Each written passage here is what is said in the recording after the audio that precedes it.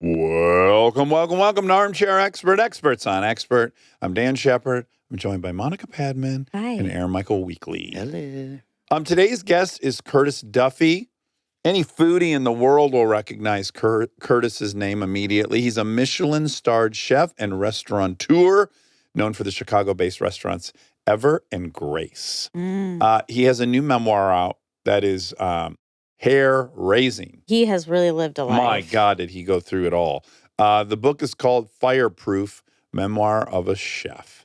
Was it you that was just making fun of how I say memoir? Yes, it was. Yeah. What do you, because sometimes they say memoir. That is what you normally say. I want to say memoir. Yeah. And I correct myself to memoir. Yeah, Memoir. which is correct. That's correct? Yeah, memoir. How would you say it naturally? Memoir. Yeah. You're The memoir is up on maybe the it's roof. a Michigan thing. We just don't know how to talk. Please enjoy Curtis Duffy. He's an armchair expert.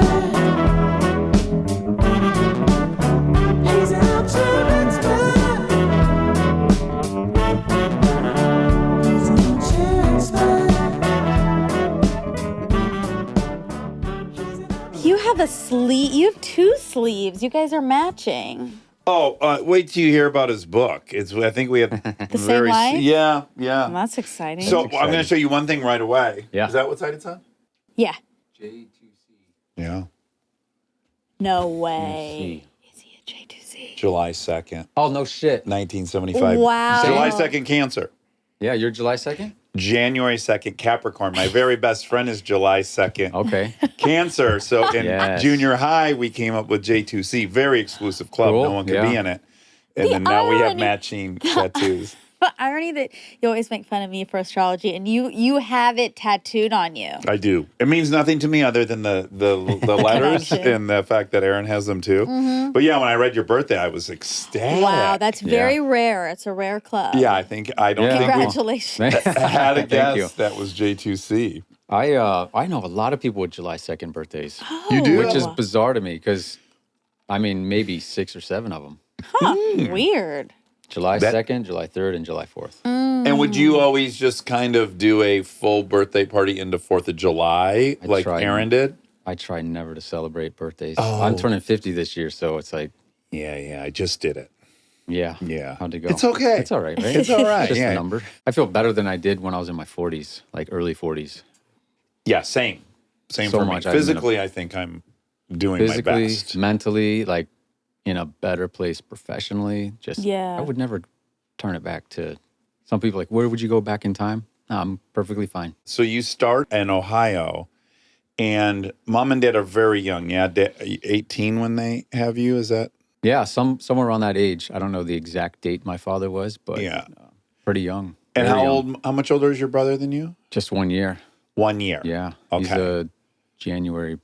Second, J2C? No, he's a little bit later, but yeah, in January. What if he just looked at me and said, "Brother"? Oh my God. Triplets? Weird. Long lost. But yeah, what was the scene that your brother arrived into and the scene that you arrived into?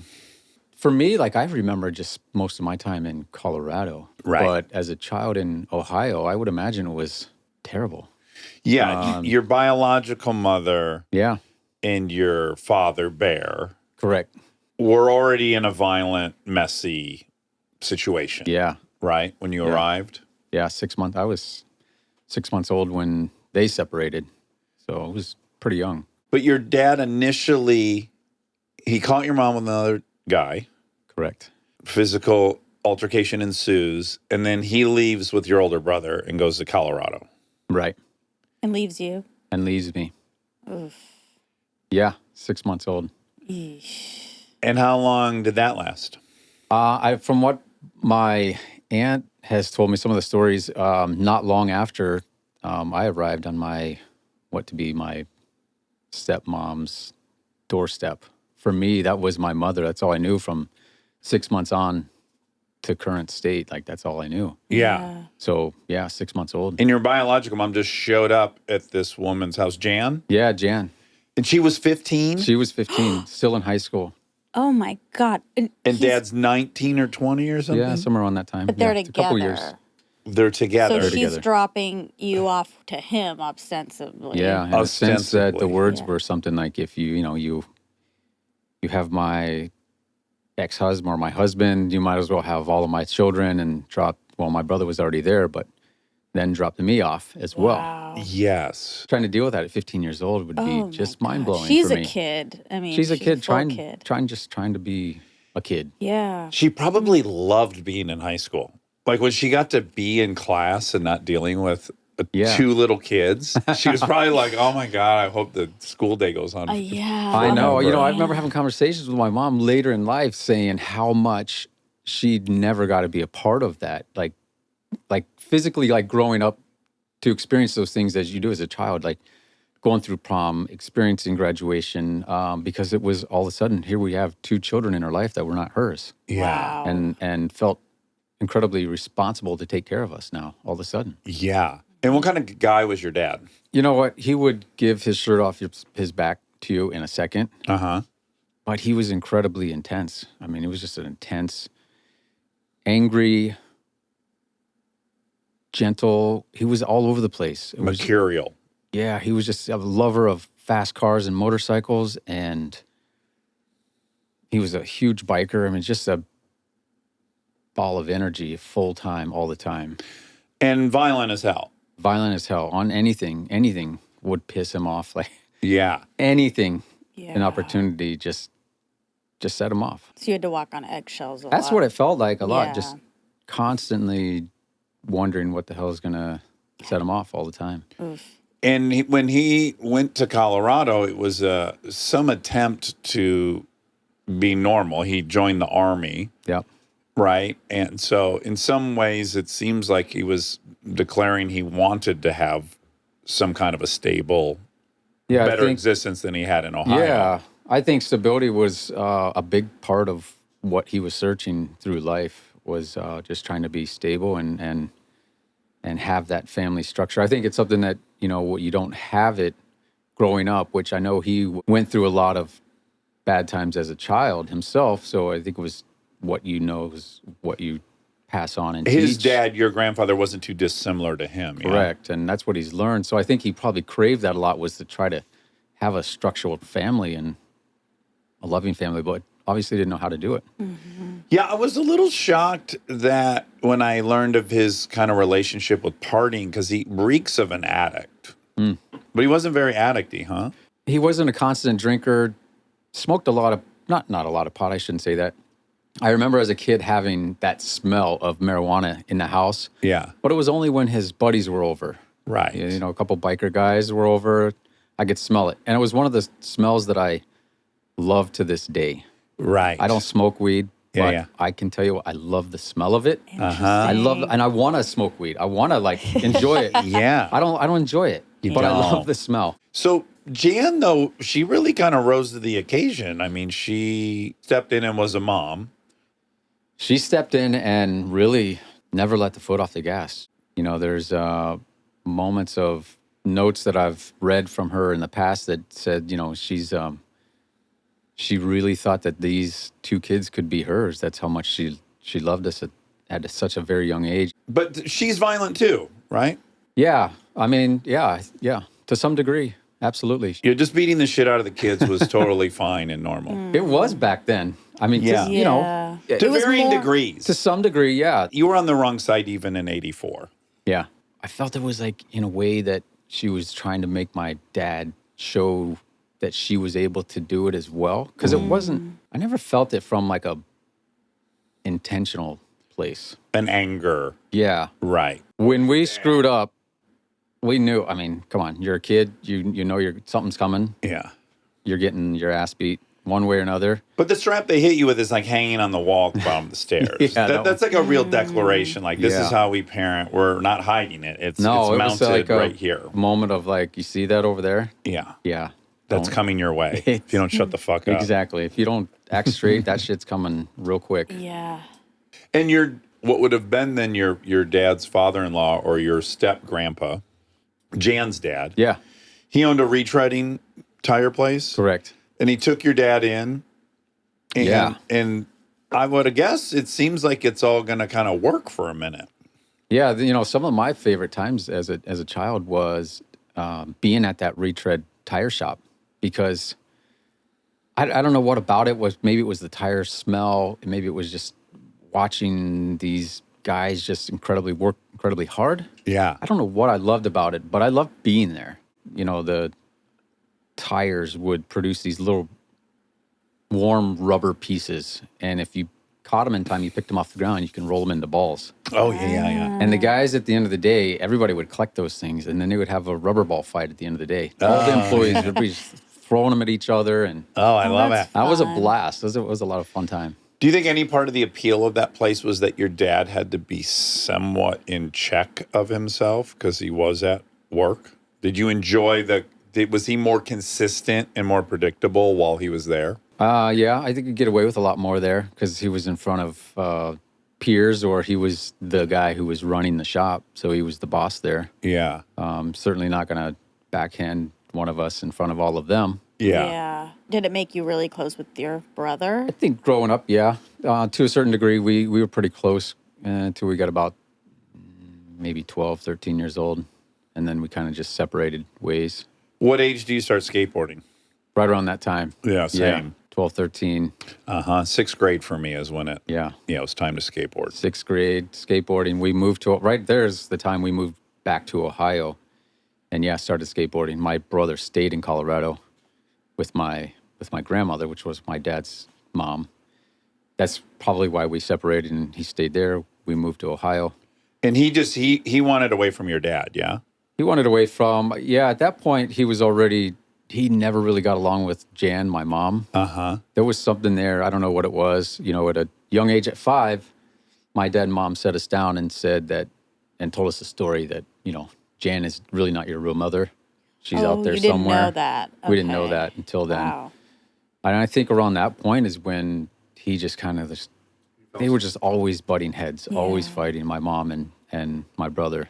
So they never got along. And if it was an opportunity for him to stay away from them, he stayed with my grandma. Yeah, Grandpa sells the tire shop, and you guys moved to Ohio, and it's a pretty radical adjustment, right? Yeah, then we moved to Ohio and into a 2-bedroom apartment. And that's where it was like, all right, you're going to live in the closet. In your parents' closet. In my parents' closet. That was my house. That was my No bed. That was my room. No. Oh my God. That was the floor. And shortly after, my brother had moved back to Ohio because my grandmother had passed away. The hits just keep on coming. Yeah. for So it wasn't everyone. long, before my brother and sister shared that second bedroom, my mom and dad, and myself now in the closet on the floor. And you talk about actually loving that closet and loving the escape. It was an escape. Yeah. You know, it wasn't that big of a space. So it was, you know, I don't know if you kind of relate it to a dog enjoying the doghouse. You know, they love that cozy. Uh-huh. Probably for me, it was the same feeling. I was able to kind of throw some posters on the ceiling, and it was a moment of like a daydreaming moment. I can escape everything else that was happening and just go in there and think about a lot of stuff. Hide, I would suggest. Yeah, probably hide. Yeah. Yeah, your imagination works overtime when you're in areas like that, or, you know. Yeah. I can relate to being the middle child. And so my brother's 5 years older than me. So he was at like apex adolescent insanity. And my little sister was still a baby, like a toddler. So one of them were always needed a lot of attention. Right. And yeah, I just kind of went and hid and was happy to be out of it all. Yeah, kind of unseen. Yeah. I think that's why kids like make forts and stuff. Like they're like trying to create A little like, world little they can safe- control. Yeah. Huh. Interesting thought. Okay, so another place that you kind of found comforting was home ec. Place to feel loved and felt home, and it was exciting. I wasn't excited to be there, but I was thankful to be there. Also, I imagine you're getting validated there Yeah. because you're kind of good at all the stuff, Yeah. right? Like your teacher's impressed with the pillow you made, Yeah. impressed with this Yeah. and that. That's like, I'm sure you were in deep need of that. Were you getting a lot of affirmation at home? I can't imagine. And you know, with Ruth Snyder, she was the teacher there. That's where it came from. It was the moment of I was able to cook some things and have a nourishing meal that felt great for me because it wasn't like we were eating great at home. Yeah. If at What all, were you sometimes. eating? Chef Boyardee and TV dinners, macaroni. yeah, Yeah. absolutely. Yeah, Yeah. Swanson's was Swanson's, really yeah. shitty, The aluminum inedible. tins and oh god, yeah, Salisbury steak. Boy, Swanson's I good for loved them. Salisbury It didn't steak, take though. shit to be a leader in that space No, back I then. think- You well, just had to be yeah. like Yeah. digestible. It's true. Yeah. Other brands came in after like Stouffer's. sure. And But things like that. I loved it. But when the microwave had just come out when we were kids. Yeah, these Yeah. moments you were still putting Swansons in the oven. Yeah, the yeah. aluminum foil The ones. aluminum Yeah. foil ones. Yeah. I think the main ingredient was salt. No matter if you got like a steak or Yeah. whatever, if you looked in the back, it was going to be all salt. sodium. All Isn't sodium. it funny though when you walk by those aisles? Like I have so many memories tied to those items, and like I crave it. Oh, me too. Oof. They were my It's favorite wild. items. Yeah. You just grab one every Absolutely. once in a while just to So last throw year, back and put for- yourself in check. yeah, we did another show called Flightless Bird, and it was about learning about America basically. And so we did a frozen foods episode, and I like was just throwing so much in the cart. I was like, oh, we have to get the Swedish meatballs. Oh, we have to get the Salisbury steak. And then we made it all, and yeah, it's so bad. bad. Yeah. But I have so many memories. You know what I still crave like crazy, and I swear it's good, but I when you look at the back of the can, you just can't go forward. But Dinty Moore beef stew. Do you ever fuck with the Dinty Moore beef I remember stew? that. That's didn't a have powerful that. can of soup I right there. remember that. I remember. Wow. Damn. Aaron and I used to we would splurge when we got paid, and we'd be like, get 6 cans of Dinty Moore. Did you cook it or did you just eat it out You of the dump it can? in a saucepan, Yeah. warm it up, and then white bread with butter. Oh. Just Oh, yeah. dipping. Yeah. Man, the struggles are real. Do you see this thing that who's our guy, Rob? Michael and Voltaggio? Voltaggio, Voltaggio. Yeah. where he does these things where it's like he kind of takes a stab at these things he liked as a kid, these kind of Wow. shitty meals. He does some of these famous dishes that are I haven't like seen that episode or any of those yet. SpaghettiOs. Okay. Ooh, Then he's trying to make it like on a professional like, level. like the high-end version of Yeah. all these Hamburger things. helper. Oh, Like, it'd be God. fun for if you tackled a Pop-Tart at your restaurant. Oh yeah. You know? Yeah, a lot of do. that's been done. Yeah. Some Yeah. of those Do that. nostalgic pastries world that people will bring back. You know, I actually have my staff make. I don't have them do it anymore, but they used to make every Saturday. For family meal, we would do no bake cookies. Oh. And no bake cookies for me were like I lived on those damn things in junior high and high school. They were 25 cents. They were peanut butter.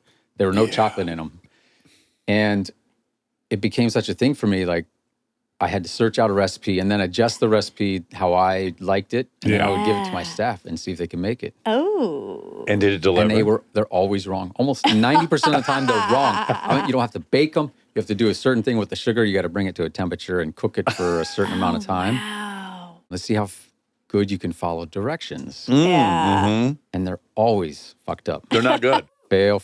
Are those? Yeah. I wonder if that's similar to my mother. All growing up, still my favorite dessert she would make is called chalk no bakes. That's what they were called in my family, and it's like chocolatey. It's got oatmeal in That's it. it. and That's it. That's it. Those are phenomenal. Yeah. What a treat. Most of the time they have chocolate in them. But the Yeah. ones that I remember had no chocolate. Cocoa powder, Yeah, cocoa powder, Yeah. peanut butter, oats. Ooh. sugar, oats. Still, my mom still makes these every Christmas.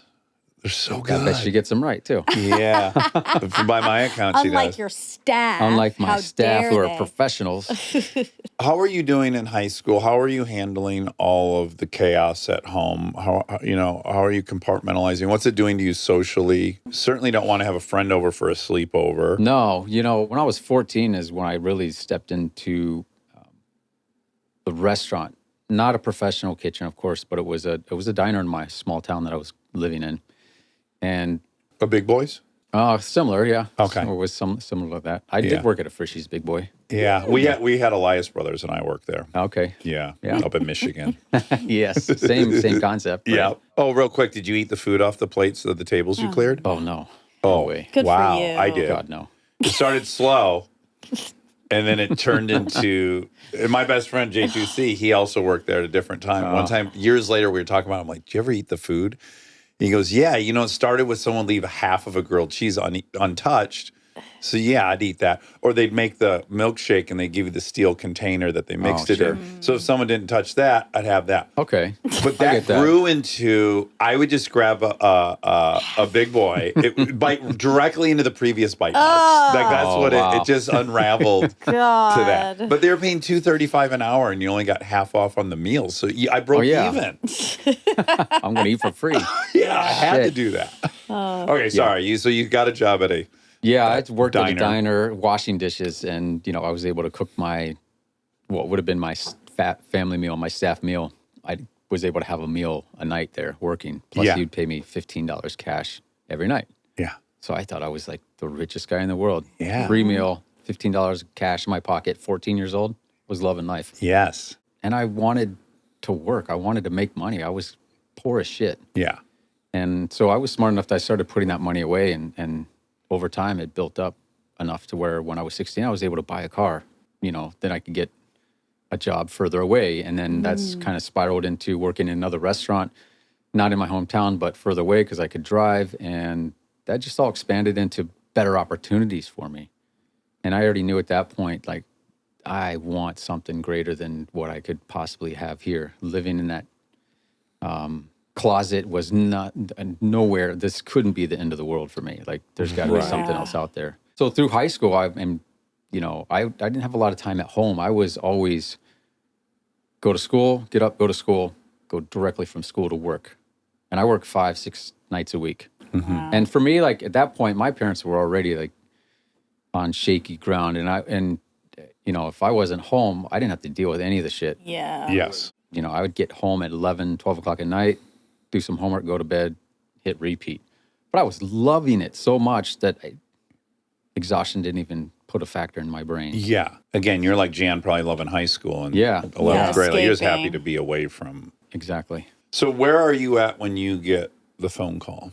So I just got home from school, What college were you going to? Ohio State, Which is in Columbus? Columbus, yeah. Yeah. I was home for the day, or maybe it was the day or I had just got home from class. I don't remember what it was. But at the time, my girlfriend was a senior in high school. So she had just got out of school, and I was on the second floor. She came by and honked her horn. I looked out the window, and she's like, "Hey, something's going on with your family. Your sister got picked up about an hour ago From school? from the cops." And I'm like, "What? What's going on?" She told me like something happened with your dad kidnapped your mom or something. And I'm like, "What the hell?" What? And ironically, my father kept messaging me that morning or trying to get a hold of me saying, come to the house, come and see me today at the house. And I was so involved with school, so involved with work, and trying to deal with my parents. Like, I was stuck in the middle a lot. Yeah. And I didn't want to be like manipulating to my mom and telling my dad and telling my mom one thing because of my dad saying, "Hey, go tell her this." Yeah. I hated those moments. And that happened quite a lot. So I just decided I'm not going to go to the house today and I'll talk to you later of the week. 20 minutes later or so, I'd knock on the door from one of the local police department and ask me to come with him out to my dad's house, which was about 20 minutes away from where I was living. In the house that he inherited when your grandfather went to jail. Correct. Yes. Yes. And so what happens when you arrive? So ironically, I'm sitting in the back of a cruiser, completely innocent for the first time, driving out there, and I'm just trying to process what is going on. The cop was telling me, like, your father, took your mother at gunpoint, kidnapped her in the car, and is now holding her hostage What? out of your house. And I'm like trying to process this for what felt like an eternity drive to where we were going. We couldn't get there fast enough. I'm like, what? Come on. Turn on the siren, step on it. Let's go. So we finally got there. They took me to a house next door, which was it was in the middle of the country. So next door was down the street, a half mile or so, to what they called a safe house. And there was my brother, my sister, my uncle, who was also a police officer at the time. But a terrible dude. And a in his terrible own man, right. yeah. And then Beat you also- unconscious while they were out of town once. all the time, yeah. Oh my God. Just a piece of shit of a man. Thank God he had a badge. Yeah, exactly. Oh, my It- God. yeah, exactly. It justified everything in his mind. So yeah, we stayed there as the standoff continued for 10 plus hours, I think it was. You know, Wow. It was pretty wild. So it went in through, the middle of the afternoon until well into the night, 10 o'clock, 11 o'clock at night. So she wasn't living there with him. No, at this point, They were the she had moved out. She had got her own place. And got it. this is, like I said earlier, like one of the conversations I had with her was like, I need to live on my own. I need to experience all these things I didn't get to experience when I was younger. And that was one of them was, how do I survive on my own, living on Right. my own, having my own apartment, having my own bills, Yeah. fending for myself and making it through life by myself. So yeah, she had already moved out probably 6 months prior to that. Got it. So I was in and out of the house a little bit with my father staying there, but he had eventually would come home to a place where we had everybody living there to the now nobody except for him. So I think it was very difficult for him to grasp that feeling of no one wanting to be there. Nobody wanted to be around him. Yeah. At this point, he's like off the rocker a little bit, trying to stay on the meds of antidepressants. And that was a whole roller coaster as well, But watching him, some nights I would come home, I would decide to stay there instead of staying at my house, my own apartment, closer to school.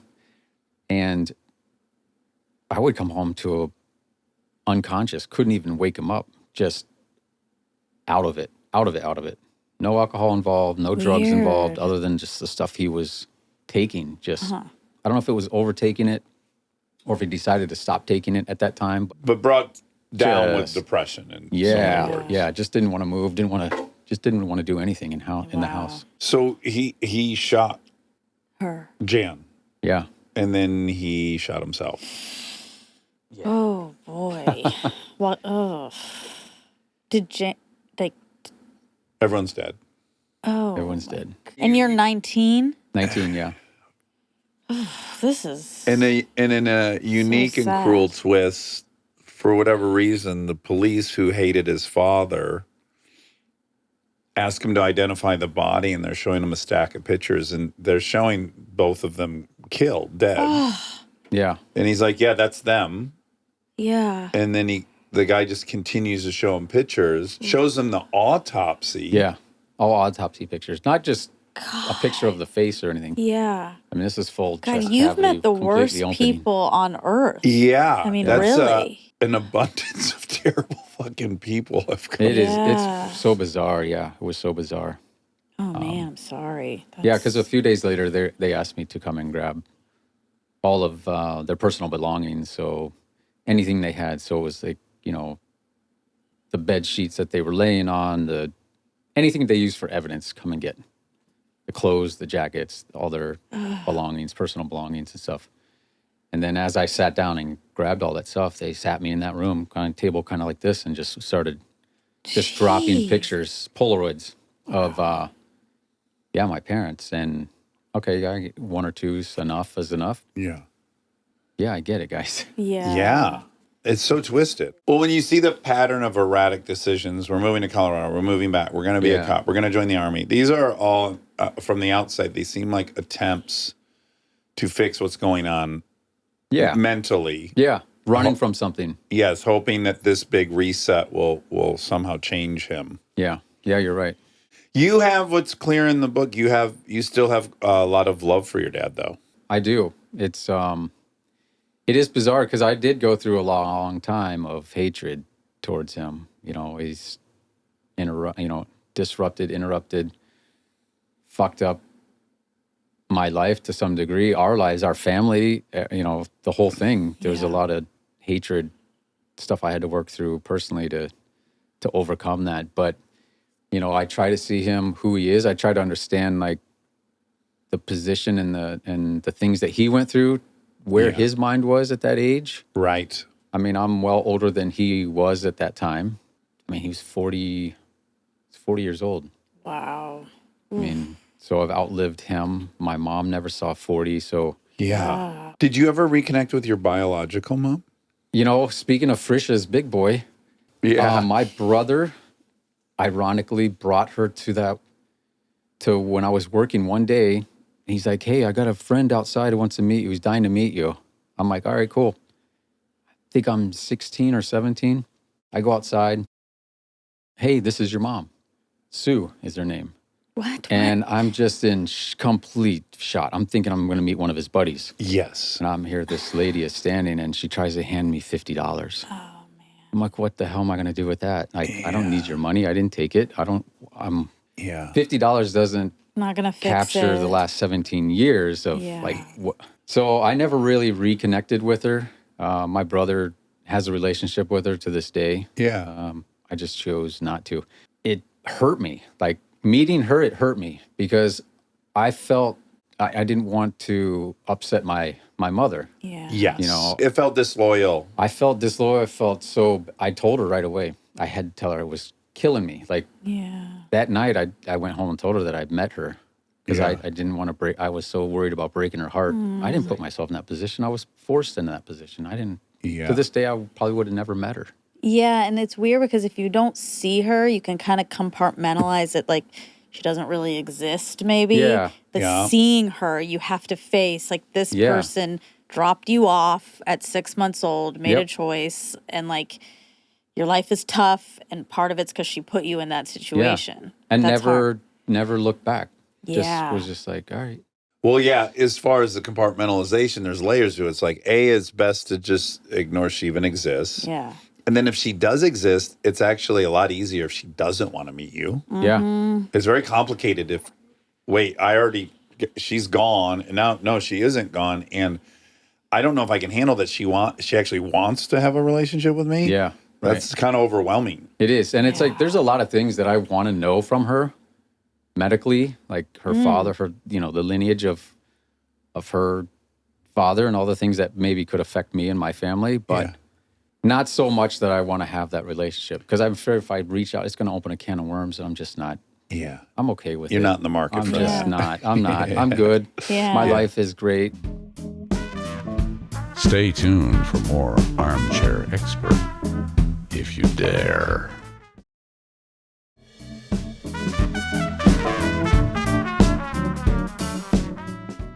What do you major in at Ohio State? It was a culinary degree in applied science. Okay. It was a 3-year program for culinary. You knew from that first restaurant job you got, this is what I want to do. Yeah, once I got into high school and I started working like in a professional kitchen, I'm like, this is it. This is all I want to do. When do you decide to go from, for lack of better terminology, like a pedestrian cook to, oh, I actually want to be A chef. an artist? So my teacher, when I went to high school, my last 2 years of high school was in a vocational school or a tech school. So luckily they had a culinary program there. So I spent the last 2 years of high school in that culinary program. And I met a lady named Kathy Zay, who was the teacher and the instructor there. So she was very well connected to a lot of professional chefs in the Columbus area. Yeah. And she would take students every year, once a year, to a place called Muirfield Village Golf Club. It was owned by Jack Nicklaus. It held one of the PGA stops of the tour Yeah. every year. And I went out there consecutively for 2 years. And that's where I really wanted to work. That's where I wanted to be. So she was able to connect me with the chef. And I just went there to work that week. But then I started going there on the weekends to work for free because I just wanted to be there. What was he doing that was so intriguing? Because I think it's important for context. Anyone that's 25 years old right now, they've grown up in an era where there were many, many cooking shows on. Yeah. There are Instagram accounts where you follow this. There's knowledge of Jose Andres teachers in Spain. Like, Yes. you could really know everything. Celebrity But when- chef culture. Yes, pre Bourdain's book, right? Right. But for you and I don't know, what would you see in a magazine, like a travel magazine? How would you even like be exposed to this kind of far end of cooking? For me, it was like the environment that was there, being able to go there, and the houses around the golf courses were this one has an elevator and this one has 8 rooms. And it's just like massive, like eye-opening moment for me that I wanted to be a part of. And the only way to be a part of it is if I was working there. Yes. Not only that, like the chef, John Souza, was so great with the young cooks and was a very educational and a great teacher, hands-on teacher. So any opportunity I got, I went there to work for free or whatever. They didn't hire me, just let me spend my time that I wasn't working somewhere else here. Yeah. So he agreed to take me on as an apprentice as I went into college. I spent a total about 6 years there. Everybody would leave at night and I would stay there and I would start creating and start, I would leave at 3 o'clock, 4 o'clock in the morning where everybody else is out drinking and partying. I'm still in the kitchen working for free, doing my thing, trying to create, just trying to learn and learn and learn. That's where I put the blinders on and just was like total focus. And would you ever be experimenting and discover something and then pitch the chef? Yeah. And, as a young cook, that's the greatest thing is like to try to have something on the menu that's It's like that's seeing your name in the credits of a movie. It's your creation. It's like, it's the greatest thing for a young cook because most of the time there was always like, no, it's the chef's restaurant, it's his ideas, it's his everything. Yes. In 2000, you're now 25. You are working at Charlie Trotter in Chicago? Yeah, that was the draw to come to Illinois. The internet was around a little bit at that time, so wasn't a lot of communication through there. It was just like sending resumes, sending a cover letter, just trying to get in the door. And finally they called and said I could come there and do what we call a stage, which is basically work for a short amount of time for free. And it's a way to interview you, if you will. How standardized are the cultures in these higher end restaurants? So like the golf course that you were coming from, what was the culture in there versus what it was like at Charlie Trotter? I'm presuming some of these are more dictatorial. Yeah, there is a brigade system that you follow by. You have chef, you have the executive chef, chef de cuisine, sous chef. There's a banquet chef in there somewhere, depending on how large the operation is, pastry chef, and then what we call chef de parties, which are all like the cooks. So the hierarchy there is very interesting and something that's pretty standard across most high-end restaurants. Okay. But culturally, huge difference. Yeah. I mean, going from Muirfield, which was more laid back, although there's a lot of great standards there, and culturally, there was a great time and place. But when I got to Charlie Trotter's, it was completely different. Just really intense work environment. A lot of panic and yelling and... Not so much yelling. It was just it was just very demanding physically, mentally. Like you had to be on point all the time. Like Charlie was relentless for putting you in positions of uncomfortableness. Because of like the perfectionism. Yeah, exactly. Yeah. And he wanted everybody in that restaurant to be great. I imagine myself in some of these kitchens, at least that I hear about, and I'm like, God, that would be too much for me. You'd punch them. You'd punch them. Yeah. For me, I think it was welcoming to some degree. I guess you admired the people. That's the key, right? You probably did admire this Yeah. chef. Yes, you're right. And want their skills enough to Yes. tolerate it all. Yeah, and I think even dating back to John Souza and also a good friend of mine who was the banquet chef, Regan Coivisto, I admired these chefs so much that they could have told me to jump off a building. I probably would have done it. Right. Like, You wanted that's what they had. Yeah, and that was the structure I was craving. Because like I said, that was right at the time my parents passed away. And now I'm like all of a sudden this malleable teenager that I need structure. I need it, but I don't have it. Yeah. So I could have went any direction in life I wanted to had I not had these structural pillars in my life. Regan was a huge asset for me. You end up in 2003 as the pastry chef at Trio. Correct, yes. Again, I'm stupid. I know nothing about this, but I would imagine a pastry chef is solely going to be a pastry. I just think of someone as Dessert. cooking dessert. That feels like a specialty unto itself, that would be the end goal. For some people, right? For most people in the pastry world, it is a completely different discipline, and that is exactly what they do. They are set on pastry, and this is what I do. I don't really screw around with the savory world. Like I want pastry, sweet world's my thing. Yeah. I need shit to rise perfectly. Yeah. And that's all I want to think about. Restaurant Trio back in 2003, it was a different mindset. Like sweet and savory could intermix. So I never really looked at myself as a pastry chef. I spent a lot of time in the pastry department in every job that I was at because I felt like it was important to be well-rounded. And when the opportunity came, when Grant had said, hey, you want to take over the pastry position, I jumped at it because I felt like I had a base knowledge of it. And it was a way for me to express some creativity. Because the pastry chef, I'm imagining, is a little more empowered to create. 100%. They're basically the chef of the whole sweet side. The head chef's going to leave them to that kind of. Yeah. But because I felt so obligated as a younger cook to understand that side of it, because the language barrier talking to a pastry chef and someone who doesn't understand the pastry world can get blurred really quickly. But if you can have that conversation about pastries as a savory cook, how much greater could you be? You know, Right. that understanding of like, you can now conceptualize together. Yeah, it's like at other businesses when you should have worked every single piece of it, Yeah. even when you're at the top, so you can then speak So the you language. understand it. Yeah. You understand where everybody's at. And so you're 2 years there. Yeah. And then in 2005, you go to Alinea. Alinea. That's And the Rob, one that- that's where you ate. Yep, a couple times.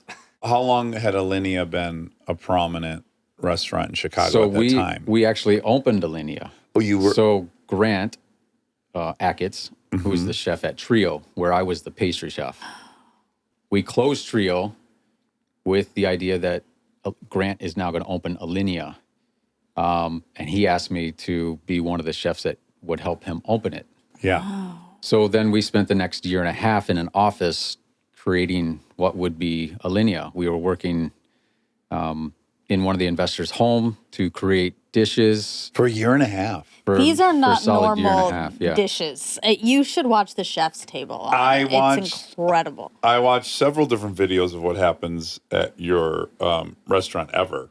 It's a It's different mind-boggling. level. You take the samachi, you cut it up, then you freeze it in little blocks, then you put it on a meat slicer to Yep. make it crazy thin, and then you let that curl up and you put that in Liquid nitrogen. liquid nitrogen. And now it's this little curly tail, Yeah. and then it's gonna basically thaw at the perfect time that it's on the plate. Yeah, it's Yes, bonkers. it's Yeah. it's science and art. Yeah, it's a mixed little bit of together. everything. Yeah. And I only remember this from interviewing Jose, but a lot of that was pioneered in Spain there. Well, the liquid nitrogen aspect was certainly pioneered there, utilizing like this the science gastronomical side. approach. The science side of cooking was really implemented there in El Bulli, in Spain there, and a lot of the great restaurants in Spain now still practice that modern gastronomy. So how are you guys becoming adept and educated on it? So we just, back in the day, it was just about the internet and just everybody was on the race to post new and creative and interesting things to be the first one to kind of say, we did it. Yes.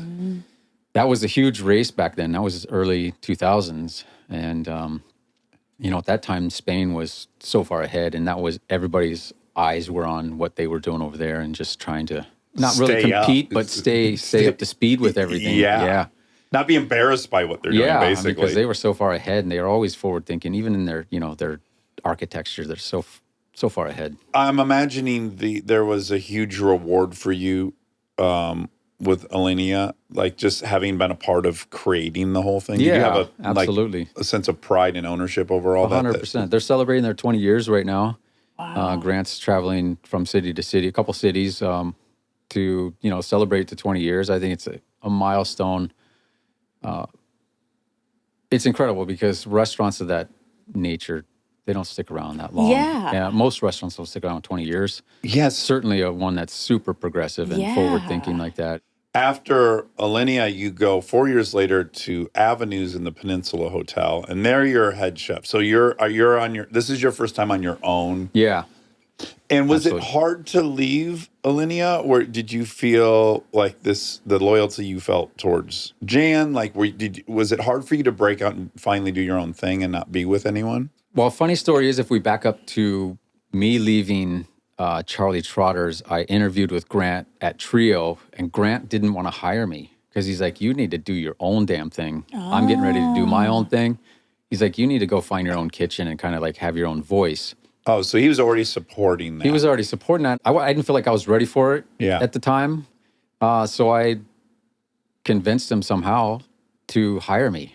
And and that's where we made that connection. We started working together. So when it was my time to leave Alinea, for me it was, you're in the shadows, you're doing other people's food, which is great because it's still a huge learning thing. But at some point, if you have that entrepreneurial spirit and you want to do your own thing, you have a voice, you can't stand in those shadows your whole careers. So I left and spent some time just figuring out what I wanted to do. And then avenues came available for me to, I don't want to say audition, but I cooked for certain people in the hotel. And it was a restaurant that was already very successful with the chef that was there, and they needed to carry on what was going on in that restaurant space. So they allowed a chef to come in there and have their own voice. The restaurant didn't have an identity, so to say. So they would just hire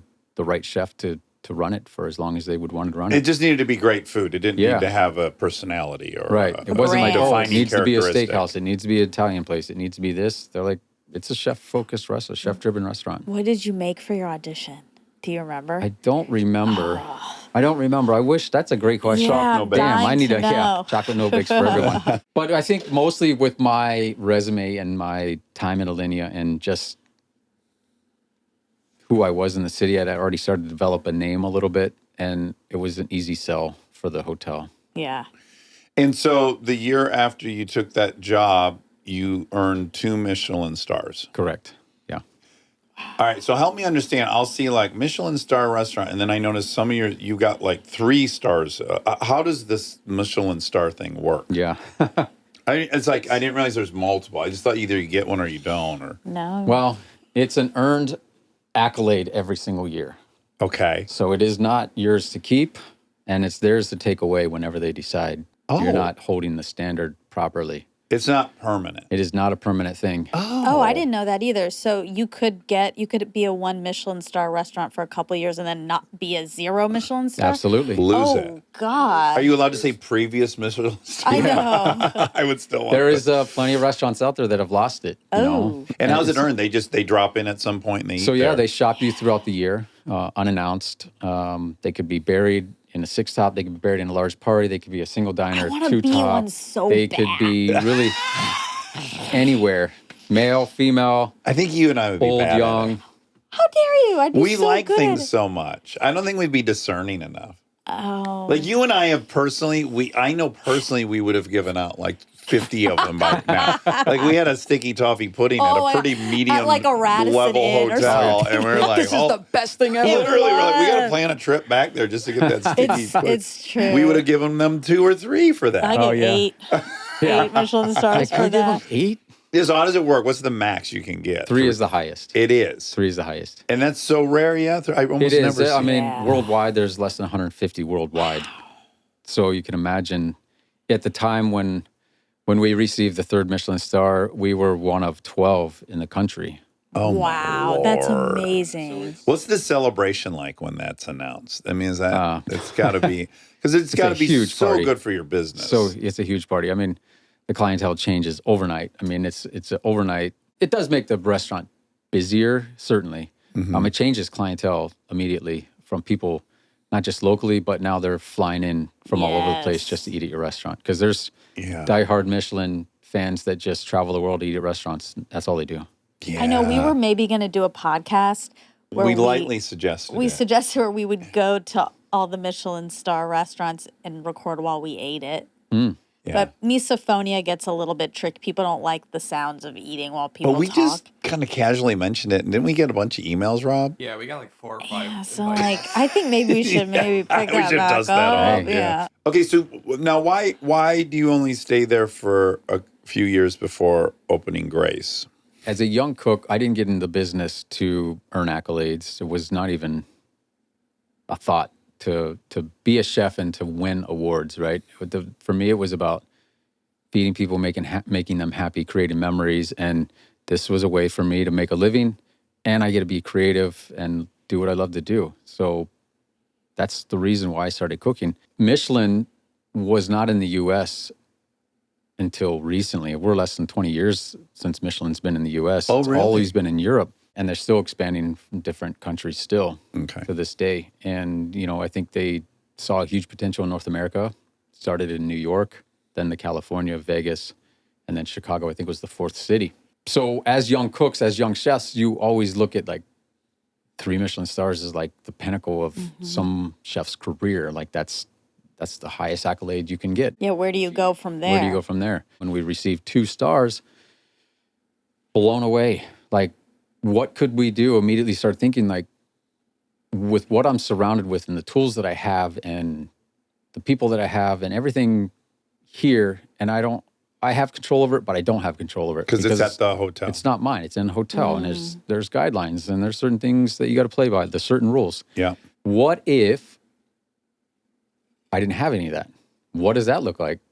Now all of a sudden, it's like I could possibly obtain that 3rd star on my own because I have full control over everything at that point.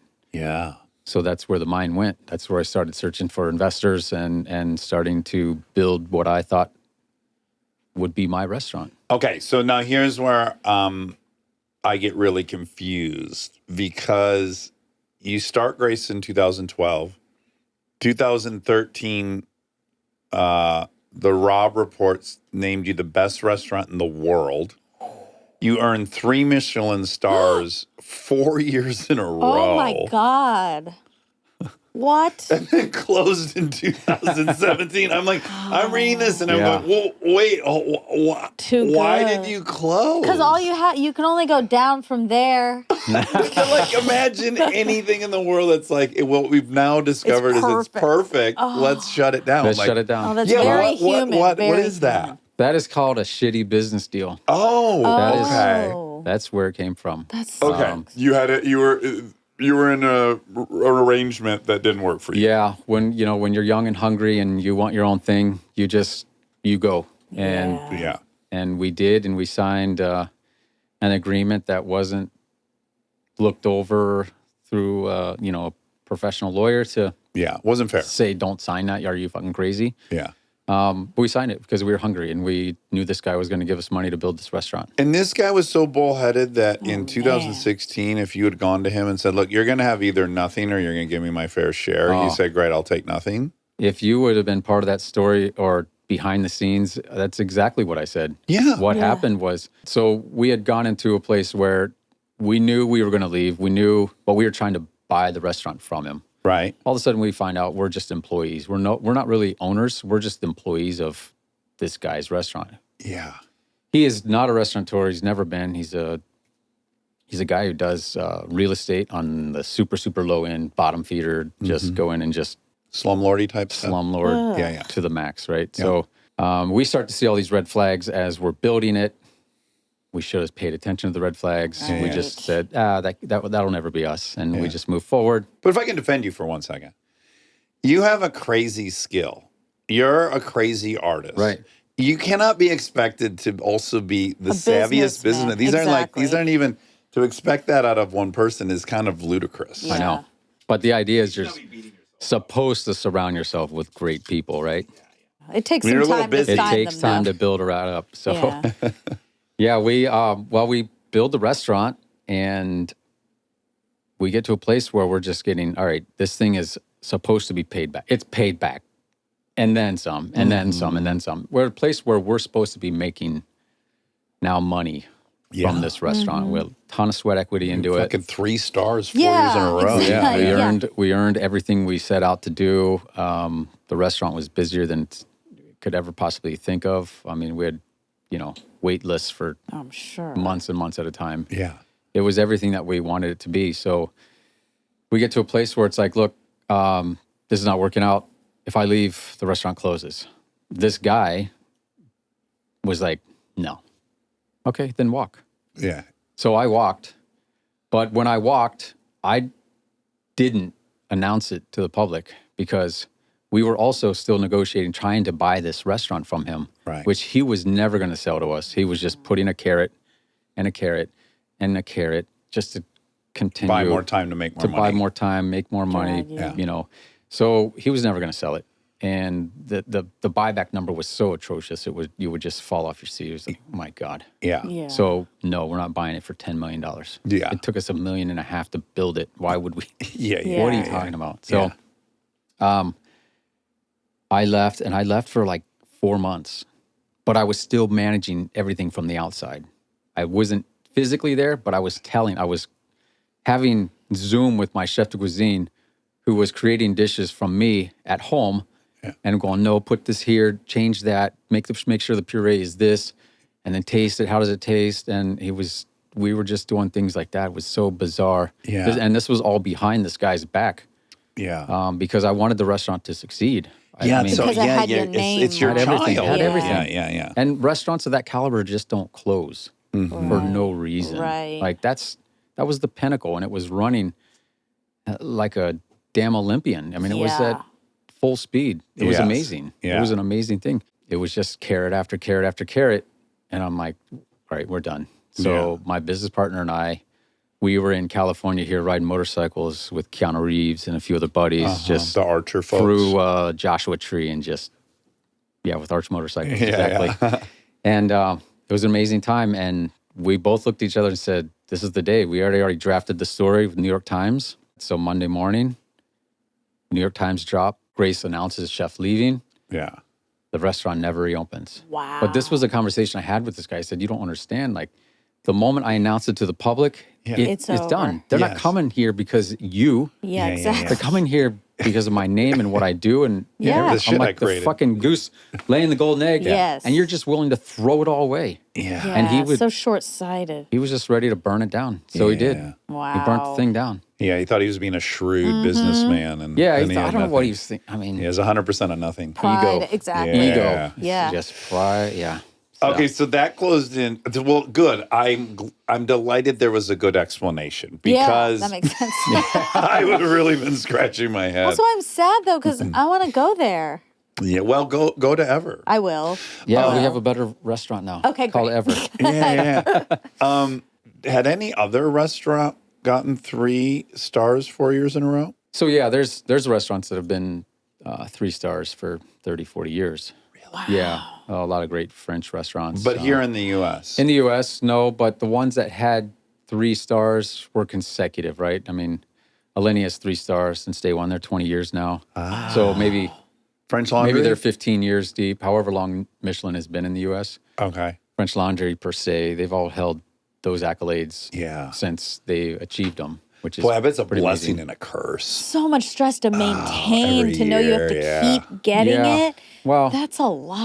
I think you get to a point where it's like, what did we do to obtain the 3 stars, right? Mm-hmm. What are we doing every day? Which is, are we getting better every day? The mentality has to switch to just be better every day on every little thing, and small details is what pushes the whole operation forward. Yeah. And that's always been kind of my mentality anyways. It's like, we don't have to be great at everything, but we have to be great at something every single day, even a little bit. And that little bit will push us in that direction. And if we got the 3 stars doing what we were doing, we don't need to change much. Just continue doing great things. In ways, it's harder to maintain something that's great than it is to make something that's Yeah. great. Yeah, I think the fire burns out. There's more distraction at the top, right? There's a lot greater opportunities coming your way. There's more restaurant deals. There's TV, maybe there's books, maybe there's other things that pull you out of the kitchen. And that's something that I'm experiencing with, the last 5 years is like, I don't get to spend as much time in the kitchen as I really, really want to. Yeah. Because that's my heart and soul is being in the kitchen. But I have all these other things that also need me to help grow the business and to expand and create other opportunities for my younger cooks that work for me. Yeah. That's my responsibility now. I don't know. This is a topic I can never Yeah, me get too. I tired of. find And it I think very it's very interesting. rare that people in life they accomplish the exact thing they were set out to. And I just think the mindset of trying to get something versus trying not to lose something. Trying not to lose something is just a very tricky and dangerous headspace mentally. And everyone roots for an underdog, but nobody roots for a top dog.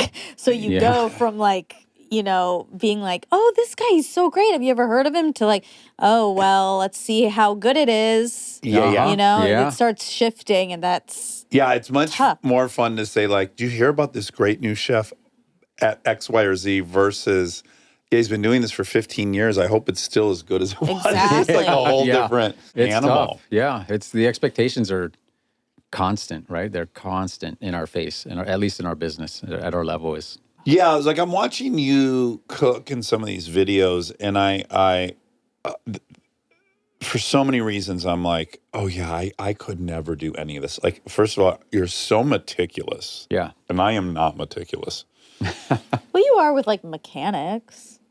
Even building no, like stuff. with Kenny, who you know, when we work on stuff Oh, together, right. he's furious. My shit runs, Right. but I he's didn't like, label all the hoses the way he did. You Oh, know, like sure. I'm like, let's Yeah. get. I want to be on the road. Yeah. How do I get on the road? Right. Whereas he's like very anal, meticulous, Yeah. and some people are built that way and some aren't. My dad was that way on all of the like parts in the garage. Was like he knew exactly if we screwed with one tool in his toolbox, he would.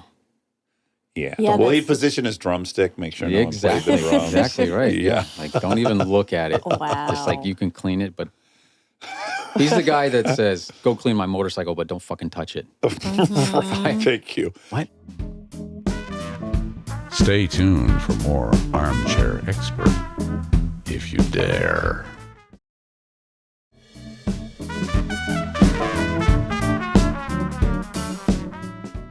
But yeah, you're very meticulous, and it's very tedious. Oh, yeah. The kind of food you're making. Yeah, it is. And does that bleed over into your whole life? Is your wife like, oh my God, hon, it doesn't matter how the bed's fucking made, just throw the sheet up. No, I'm not that. I mean, my kitchen, yes. Right. Yeah. At home is pretty meticulous. It's your but church. You're not that way across the whole spectrum. No, I wish I was. It does require a level of perfectionism at that level of cooking. I can't even call it cooking. Like that level of being a chef is so detailed. Like you said, the shaving of the thing and But they're making it working into with the tweezers. Yeah. Like it's the main so instrument I'm cool. seeing is tweezers more than knives. It's like Yeah. crazy. It's so awesome. A lot of it is the team too. It's they're the ones that really like I'll set a standard obviously with how I do things, but their job is to like really exceed those standards. So the camaraderie between all of them and the fun playfulness of trying to be better against each other Mm-hmm. is what also takes it to the next level, which Yeah. makes my game a little bit better every day too. Okay, so you win the James Beard in 2016, and then you start Ever in 2020, and you've won 2 Michelin stars 2021, 2022, 2023. And one thing I really liked about your kitchen and knowing your backstory, I'm not surprised, but your kitchen's dead quiet. Yeah. Oh, That's like a big rule for you. For me, it is. Yeah. Like I love silence. I love quietness. Is that novel to have it that quiet? Normally, like you said earlier, it's like screaming and yelling and fire and Chaos. Oh, people, yeah. people yelling at each other and over talking each other. For me, it needs to be that way because it demands a certain amount of attention to detail. Not a certain amount, a tremendous amount. So if I can take away all the distractions, such as the noise, the white noise particularly. You guys blend in a like room off the kitchen. Yeah, exactly right. Oh. Like blending stops. So like once the front door's open, there's no more blender use. interesting. Actually, there's no prepping at all once the front doors open up. But yeah, the sound for me is nonverbal communication, especially during service time. It's everybody knows what they're supposed to do. They know the next step. They can look at somebody and know exactly what's going to happen next. How are the employees flirting and stuff? They're not. How are you gonna fuck? Like you can't know. talk. You can't Yeah. flirt with each Sometimes other. that's fun. Okay, I see where you're going. You know, it's not so overt. Yeah, well, you really gotta have a good nonverbal game, I guess. Exactly. Yeah, maybe so. Yeah. We just had a sex expert on teach us about a look. Yeah, the What was it triangle called? look Like or a something. triangle or something. So Triangle. they're She hit probably Monica doing- with it, and she was It powerful. was intense. Yeah, it was Oh, really? intense. Yeah. I'm Yeah. gonna try that on my wife. Is there a dish that you're the most proud of that you've ever Oh, wow. made? It could even be at home. I've been a guy who's always said, I don't want to be known for something. I don't want to be known for a particular dish. I don't want to be the guy that's serving the same dish 20 years from now. Oh, interesting. I force myself not to repeat dishes because I think that's the easy way of cooking is just fall back on something you know is a really solid dish, and then you start to execute it every day and fine tune it. And there's something great about that too. There's a lot of chefs out there that do that, and there's something magical about that as well. It's just really trying to perfect that dish, but I think it takes just away like the creative side and you hit that comfort mode and complacency coast. mode. Yeah. That's why I fear a lot of times with a tasting style menu with our cooks, it becomes a very mundane moment where it's like, all right, well, tonight, Dax, you're going to do 60 hamachi dishes. And then tomorrow you're going to do 60 more. And then fast forward 3 months, you're still doing 60 a night. Yeah. Like you hit a mode where it's like, you're just going through the The motions. subconscious will take over at some Yeah, point. and it's not exciting for them anymore. But you really have to think about it like that's the first time the guest is going to see that dish. Yeah, exactly. So it needs to be the same way tonight as it was 4 months ago. Yeah, well, that's the part I'd imagine if I were a regular customer of yours, I'd be pissed at you. Like if you make if Emily changes their cheeseburger, Yeah, we're fuck upset. you. Yeah, we're Yeah. upset. You know, Yeah, like- there's something about that too. Yeah. Do you have to hear the complaints of people? Yeah. Like you take away their favorite? Yeah, we have a crab dish, Alaskan king crab dish. It's a very beautiful dish, and I made it it was kind of in the moment for a Valentine's Day dinner at Avenues. So we're dating back 15 plus years. And then I took that dish and just started refining it into a place where it is today. But it is a crab dish. It's Alaskan king crab. It has different elements of citrus, cucumber. But the way it sits is in a stemless martini glass. Oh, wow. Without the stem. So it's a V tapered glass. And we build everything inside along the sides so you can see through it. And we create this sugar tweel on top of it. So it's a clear glass pane that sits on top. Oh. So it separates everything, almost kind of like a lid to it. And then we're able to build very gently on top of that lid. So from the side view, it looks like all these elements on top are floating. Oh, wow. And it's become one of these dishes that people just like, is They the gotta crab, have is in the their crab dish on the lifetime. menu? Yeah. I'm like, Right. no, Oh, because we can't get good crab right now. So we take it off and then, But you might put it back on at some yeah, point. every once in a while we'll make a debut again. And Yeah. You'll So- call us before Yeah, that make happens. sure Yeah, we yeah. get a phone call. It's yeah. a very fun, interactive dish, and people love it. It's simple, it's clean, it's wow. sweet, savory, salty. You got a little bit of spice from togarashi, so it's Oh, kind of hits everything on their palate. yeah, yum. Yeah, you said your kink is having customers who come in who say, I don't like peas or I don't like this. Yeah. Or I don't like, and it's like, okay, well, let me see if you're going to like these. Yeah, because you don't have a Yeah. choice, right? You're forced to eat what we serve, and Yeah. sorry you don't like peas, but Today you're going to like ironically, it. you love peas. Yeah. Turns out you do Yeah. like peas. I love that experience. I've only Yeah. been to a few of these restaurants, right? French Laundry being the most famous of those. And yeah, their most famous dish is diamonds and pearls or something. It's Yeah, called oysters and pearls. Oysters and pearls. And I'm like, I hate all those things. I hate everything that's on that. And it came, and I was like immediately furious that was the only one I was going to get to have. Oh, And I'm really? like, that's incredible. I hate Yeah. these things. And like, Yeah. I would eat 6 of those. I went to San Sebastian with some friends a couple years ago, and my friend's a big food guy. Sure. And so we went to all these Michelin restaurants there because they have so many. Mm-hmm. And by the end of that trip, I was like, I can't eat food again. Like, I'm done eating food for 2 or 3 months. It was so intense and rich, but because they're experiences. Right. It's not, you're not there to just eat food. You're there to like take in the environment, and It's like, they're how many putting days? on a show. How many days could you go to Disneyland in a row, or how many days could you see Taylor Swift in a row? Yes, It's like or at some every point. amusement park, every other. Yeah, Yeah. but it was such a cool experience because it's you can Yeah, see San people Sebastian's so- got the highest population of Michelin star Yes. restaurants. Great restaurants there. We've been there many times, So and good. phenomenal restaurants there. Do you find that you generally get on with other chefs? Yeah, I mean our level, absolutely. You Yeah. know, I just had a great meal last night at Vespertine here in Where Culver is- City. Oh, Culver. And, you know, Jordan used to be a chef with us at Alinea. And so it's so nice to see these young guys that work, you know, either beside or underneath you go on to do amazing things, great things. Yeah. And that his restaurant, Vespertine, he also has Destroyer, which is right across the street. Great experience. Incredibly Nice. forward-thinking food, and looks at food and art a different way. How do you think your sous chefs and the people under you, how would they describe you? Intense, very demanding, fair, psychotic Okay. a little bit. That's fair. Yeah. I mean, I think it's fair. I think you have to be a little crazy to be, to want something great. And it only comes from a place that I want greatness for them too. I want them to leave any of my establishments that they're working for me and know that they got the best knowledge from me or from anybody else that was working there. Yeah. I want them to go on and do great things. That's all I want. I mean, that's where I'm at in my career, is where, it's not so much about me anymore. It's about creating either restaurants with the guys that work for me or creating opportunities for them, because I think that's more satisfying for me right now. I cannot help but see the parallel between fine dining and art to some degree. Sure. And a good deal of art's driven by the story of the artist. It's definitely part of the appeal. Right. Are you sometimes seeing like a very popular chef and then you eat at the restaurant and you're like, yeah, this is bullshit.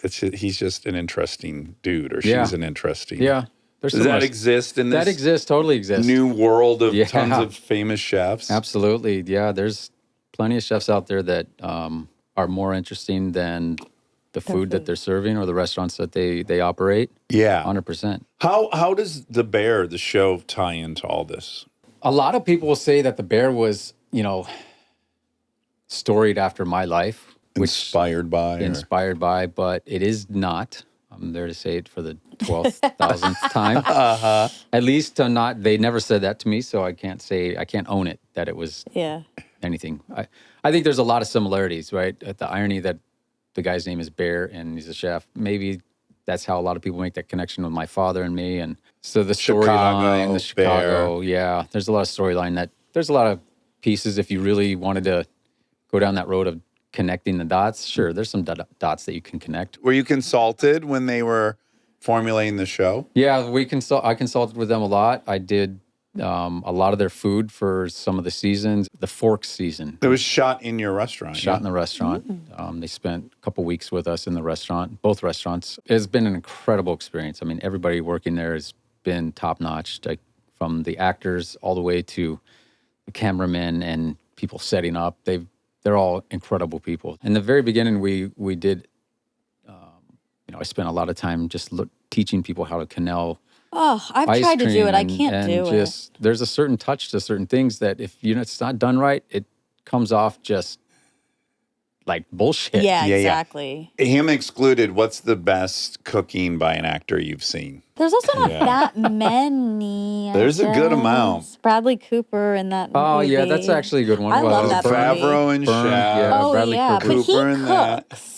He's like really into cooking. Well, let's hear Maybe. it from the pro. Yeah, I think Bradley Cooper was a great one. He did a good Byrne, job. Yeah. Was it Byrne, right? Yeah, Byrne. Yeah, I love Well, that and movie. Kitchen Confidential. Did you read that book? I did, yeah. Yeah, I did too. I loved it. Yeah. But I'm an addict, so I like any addict But he was memoir. the first guy who was not, he didn't sugarcoat anything. And I love that. He was very blunt. And that time for me was like, yeah, that is exactly what is happening in our world right now. That's It's spot what on. I've been surrounded by, Yeah. with the drugs and the alcohol and the promiscuous shit that goes on behind the scenes when all the lights are off. And Yeah, very appealing. Your Laura. favorite. My My God. favorite. Yeah. I guess my last question is, what motivated you to write the book? I love it. By the way, it's very Kitchen Confidential. Like it reads as like you're going to read a book about the Hells Angels. Like it's not a lofty French cooking. It's my kind of book immediately. yeah. What prompted you to write it? 2016, we released a documentary called For Grace. And it was a documentary about building the restaurant, building Grace, For Grace. And that's kind of where I let my guard down for the first time in my world with my parents. Not a lot of people, even close people around me, didn't really know like the story of my parents. I was super embarrassed by it. I was embarrassed that my father did that to the family, and I think at that time I was also looking at it like that was a coward. He was a coward. I was having those feelings of my father at the time, so Yeah. I didn't really had processed a lot of it at that point. They caught me in a very vulnerable time filming that documentary. They spent hours and hours with me every single day for months on end, and it was at the end of a work day. We got back to the house, and we just started. The cameras were still going, and we just started talking about like my parents. Somehow got onto the subject, and I told them the whole story of like what happened, and they got all that on camera. Yeah. And then they left. And then I realized the next day they had drove to Ohio to get actual footage from the TV studio. Oh, wow. Because they're like, we have a story now. Yeah. So that was released in 2016 on Netflix. Spent a few years on there. Did you feel a lightening of your spirit having that finally out and realizing people didn't look at you as a piece of shit, but rather a strong survivor? Did any of that happen for you? Yeah, it reached people that I never thought it would reach before. Mm-hmm. We saw an influx in the restaurant of just teachers coming through because of Ruth Snyder and how much she was a huge part of my life, and how she helped me navigate through a lot of things. And like the teacher side of it was just huge. And like, any teacher would come through the restaurant, we'd give a free meal to and just take care of them because it was so special. And yeah, it was pretty amazing to watch that moment. But I never felt like that documentary, it just skimmed the surface of who I was and what, where I really come from. And, I decided one day that I just wanted to let it all out. I needed to just get it the hell off my chest, everything that I could remember, and get it on paper. And, I asked my good friend Jeremy if, he would be interested in writing the book for me, because he had already written a few other books that were published, and I know he's an incredible writer. And he said, absolutely. And I said, okay, I got one thing for you. And he's like, I got one thing for you. And I said, okay, what? And he says, that it has to be brutally honest. I'm like, dude, that's exactly what I said. That's exactly what I want. I said, it has to be brutally honest, and it can't be sugar-coated. Like, I don't want a fluff piece. I need it to be real. Yeah. I need a platform that I can like emotionally let out my stories so I can be done with it. So it was very, very, very therapeutic for me to get these demons off my chest and onto the paper. Did you feel reluctant to have children, knowing like sometimes these things are past? You said like your dad had had a bad dad, and I feel like that would scare me a little bit. No, you're right. It does. It did. I was worried about having that continuation of that type of behavior. Yeah. I was scared to have kids in the beginning, but I couldn't even imagine doing what was done to me to anyone around me, any person. Like, I couldn't even imagine that, especially my two daughters or, my two stepchildren. I couldn't even imagine like laying a finger. I mean, I get emotional yelling at them when I have to yell at them, and that's like maybe once a year. Yeah. I'm like the biggest sissy. Well, that's kind of nice. Then you get broke that cycle. Exactly. Yeah, it's very important that I was able to do that. Well, the book is aptly named Fireproof, Memoir of a Chef. I think it's great, man. You guys knocked it out of the park. Thank you. It's so interesting. Thank you. It's a page turner. Curtis, this has been a delight. Yeah, I really thanks for hope I get to coming. eat. I'm dying We're to. going to exploit this relationship Yeah, if we we're are. in Chicago. Yeah, well, I'd next love to time. have you guys come to the restaurant when you get there next. Yeah. Love to have you. Be an Wonderful. honor. Oh, yeah. Be an Hey, honor. after watching those videos, I'm like, Woo. I got to try all this. know, Just the fucking crab. smoke pouring out of things and steam. And, I know. Yeah. It'll be fun. It'll be It's fun. incredible. Well, congrats on a great book and Thank you. the many awards, and I'm glad that you found your way through it all. Thank in you so such a, much. Yeah, amazing way. Yeah, it's been great. All right, Thank you. take care. Hi there, this is Hermie and Permium. If you like that, you're going to love the fact check with Miss Monica. You have, let me turn. Powder? Yeah, powder. Rub it in a little bit right here. Just rub it in. Yeah, when I hit my face with the brush, it exploded. I had put too much on. Sure, You that'll can keep it. that'll happen. We've heard these stories of David Caruso. I've heard these incredible stories for people, but people have worked on set with him. Do you know what I'm Yeah. talking about? Not really. He was on one of these CSIs or sure. one of these procedurals, and he famously wore sunglasses. Yes, I mean, I know of him. I know the lore. You know the lore, and like we all know the fun stuff. But I definitely worked with some reputable people that had either been actors who come from the show or also crew members. And the one I found to be, I just hope it's true, which is so incredible, is that, well, I heard he would rewrite his side of the scene, but not the other side. Oh, yeah. Yeah. So like the actor, the day player, rarely the stuff didn't even make sense anymore. That's tough. And then he would self-edit, and I guess he had the glasses on, and he would, like, let's say his line was like, no, the results just came back in, and it's negative. He would not like one part of it, and then he'd go, results in negative, and he'd go, boom, and he'd look down one of the cameras and go, boom. Oh. It's telling them that's the take. Oh. So he was kind of self-directing and editing, and Okay. he would just hit chunks. Oh. This is what I heard. Look, he knew his biz. He knew his show. I'm so sad I didn't ever get to just be on set and watch it all. Yeah, that sounds fun. You can't argue with the results. It was a huge hit and everyone loved it. It's too bad he missed Meta AI glasses because he could have been he could have done Directing a the whole lot. show, yeah, maybe. Yeah, and he could just touch one side and that would mean something, and then the other side would mean something. So Yeah, he he's could just probably doing edit one real thing. time. You'd just be cutting right now. Yeah, I would. I'd just be holding it and just do, you didn't even notice, right? I just did it No, again. I would know. You No. must admit I know exactly when you're editing in your head because I'm going to catch you every time. You catch me every other time. Okay. Well, because I'm also paying attention to the guests pretty hard. But But if I in- were to only in- watch you, I would know exactly when you were editing. In this case, if it's just us two, we'll practice, okay? So throughout this Oh, I fact watched check- this great doc about the turning point of it's happening. No, it's yes, not. yes, yes, No, yes. it's not. I knew you were trying to trick me, and so I didn't do it. I didn't Your edit ear, it. you use your ear as the clicker to edit.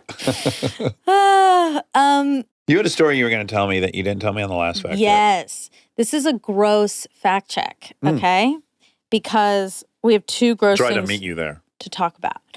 You sent me a article that Topo Chico, a brand we love. Oh, I sent that to you. Yeah, you did. Okay, great. Because today I was like, I got to bring that up to you. Yeah, trusted brand. We love Topo Chico. Yeah, we love. Yeah, But still do. I don't care what Yeah, they say. Just Same. Yeah. I do too.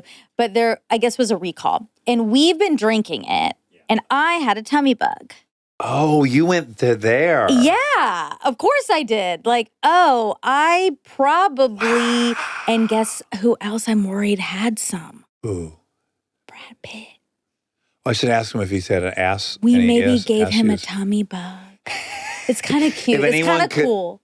By the way, that would be a plant for you and your sickness where Okay. you made him sick. Oh my God. Yeah. This is where we find out you're moonchild you're poisoning us. I haven't done it. I haven't crossed the line. But that was Yes. you would call that a happy accident Yeah. if he had Hannes. He can't really make it home. So I have to help him home. Yeah. And How he would stopped you at help my him house. home? Well, I get him in my car. Okay, he can't with the drive. baggie, with the bag. His Hannes is so bad he can't drive. Yeah. Ideally, it's coming out both ends. Yeah. Anyway, I have Hannes. So You still haven't. yeah, it was gone for a day, but it's back. It's interesting. I saw that recall. I sent it to you, Mm-hmm. and I have since drank Topo Chico. Rob, did we get ours from Costco? Because I want to say Costco was in that article. No, Lazy Acres. I've been drinking like 2 or 3 a day the last 2 months. So. And no Hannes? No, I've been fine. But Okay, maybe we should just be checking in with Rob, I guess. no, because it could be some are rancid. I doubt every single one is. Yeah, Yeah. but we're drinking from the same package. Yeah, but it could be each bottle. I'm still going to drink it. Isn't that wild? Wow. Yeah. I am too. I don't Yeah. I guess you guys want me to take you home. That's what it seems like. Drive us Get you home. I can't imagine turning over the wheel. Like, What? that's more crazy to me than, although we've driven in the car where you drive and I like it. You've let me drive Yeah, you. I like it. But I like it because I decide I like it. You know what I'm saying? It's unnatural for me. Mhm. And I decide to enjoy the notion that we might get in an accident. No. Well, that's what I do. I just go, well, that'll be fun. We'll survive. And these Do you think accidents I'm a around bad driver? No, not at all. Okay. I'm just such a control freak. I hate not having control of the car. Yeah. I mean, look, let's just say this. I think my story is I avoid several accidents a month that I tell myself your average person wouldn't have found their way out of that. Yeah. So it doesn't even have to be a bad driver. I just go like, will they be able to get out of this weird situation where there's an oncoming car, but you have to quickly go, it's okay to drive on the grass at this point because that's less bad than a head-on. It's so funny because the reason you are avoiding accidents is because of the way you drive. That's part of it. You drive wildly, Yeah. so then there's almost accidents, and then you get out of it. Yeah. Be Knock careful on wood. though, because be careful what you're saying because I got a really cryptic email. I shouldn't say this, but it is. It's been in my head since he sent it.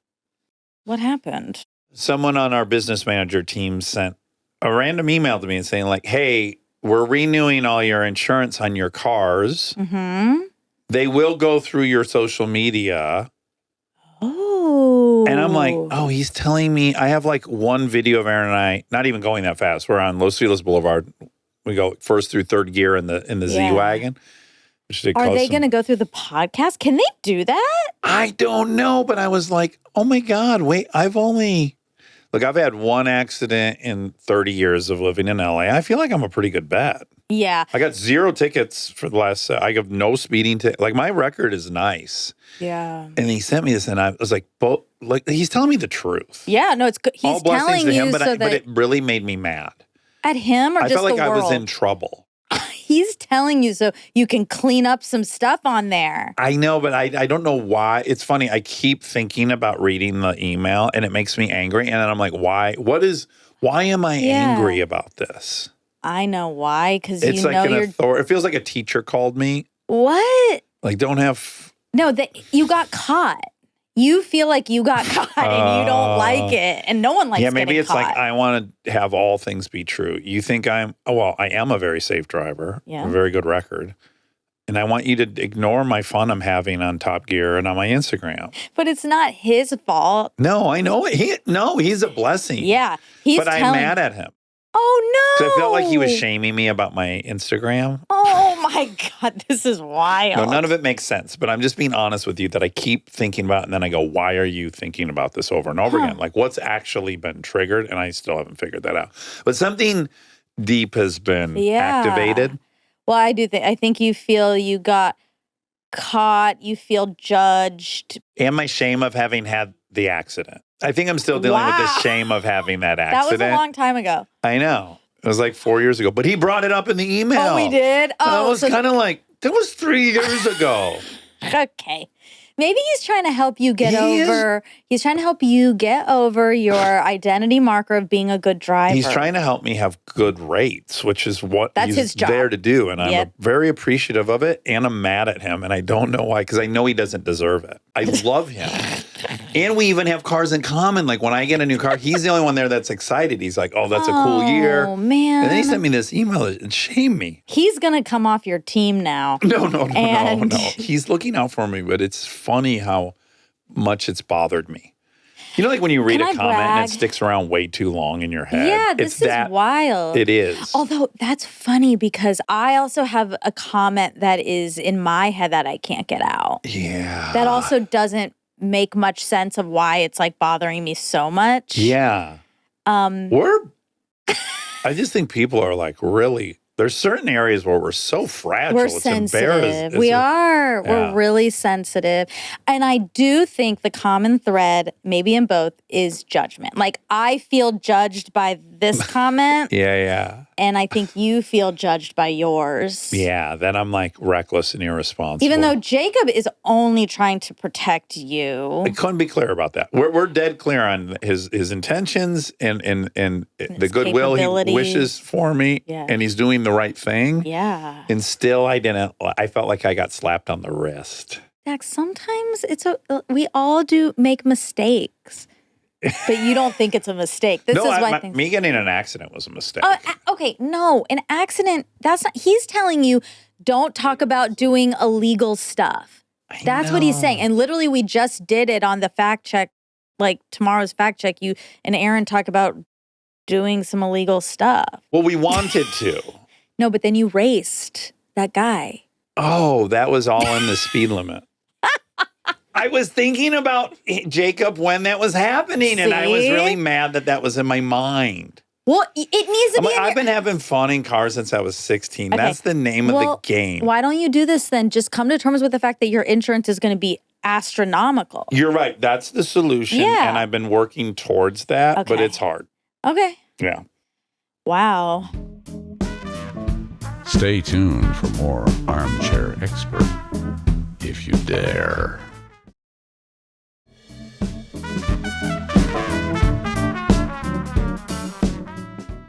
All right, I want to talk about pinworms. Okay, great. What's your favorite topic?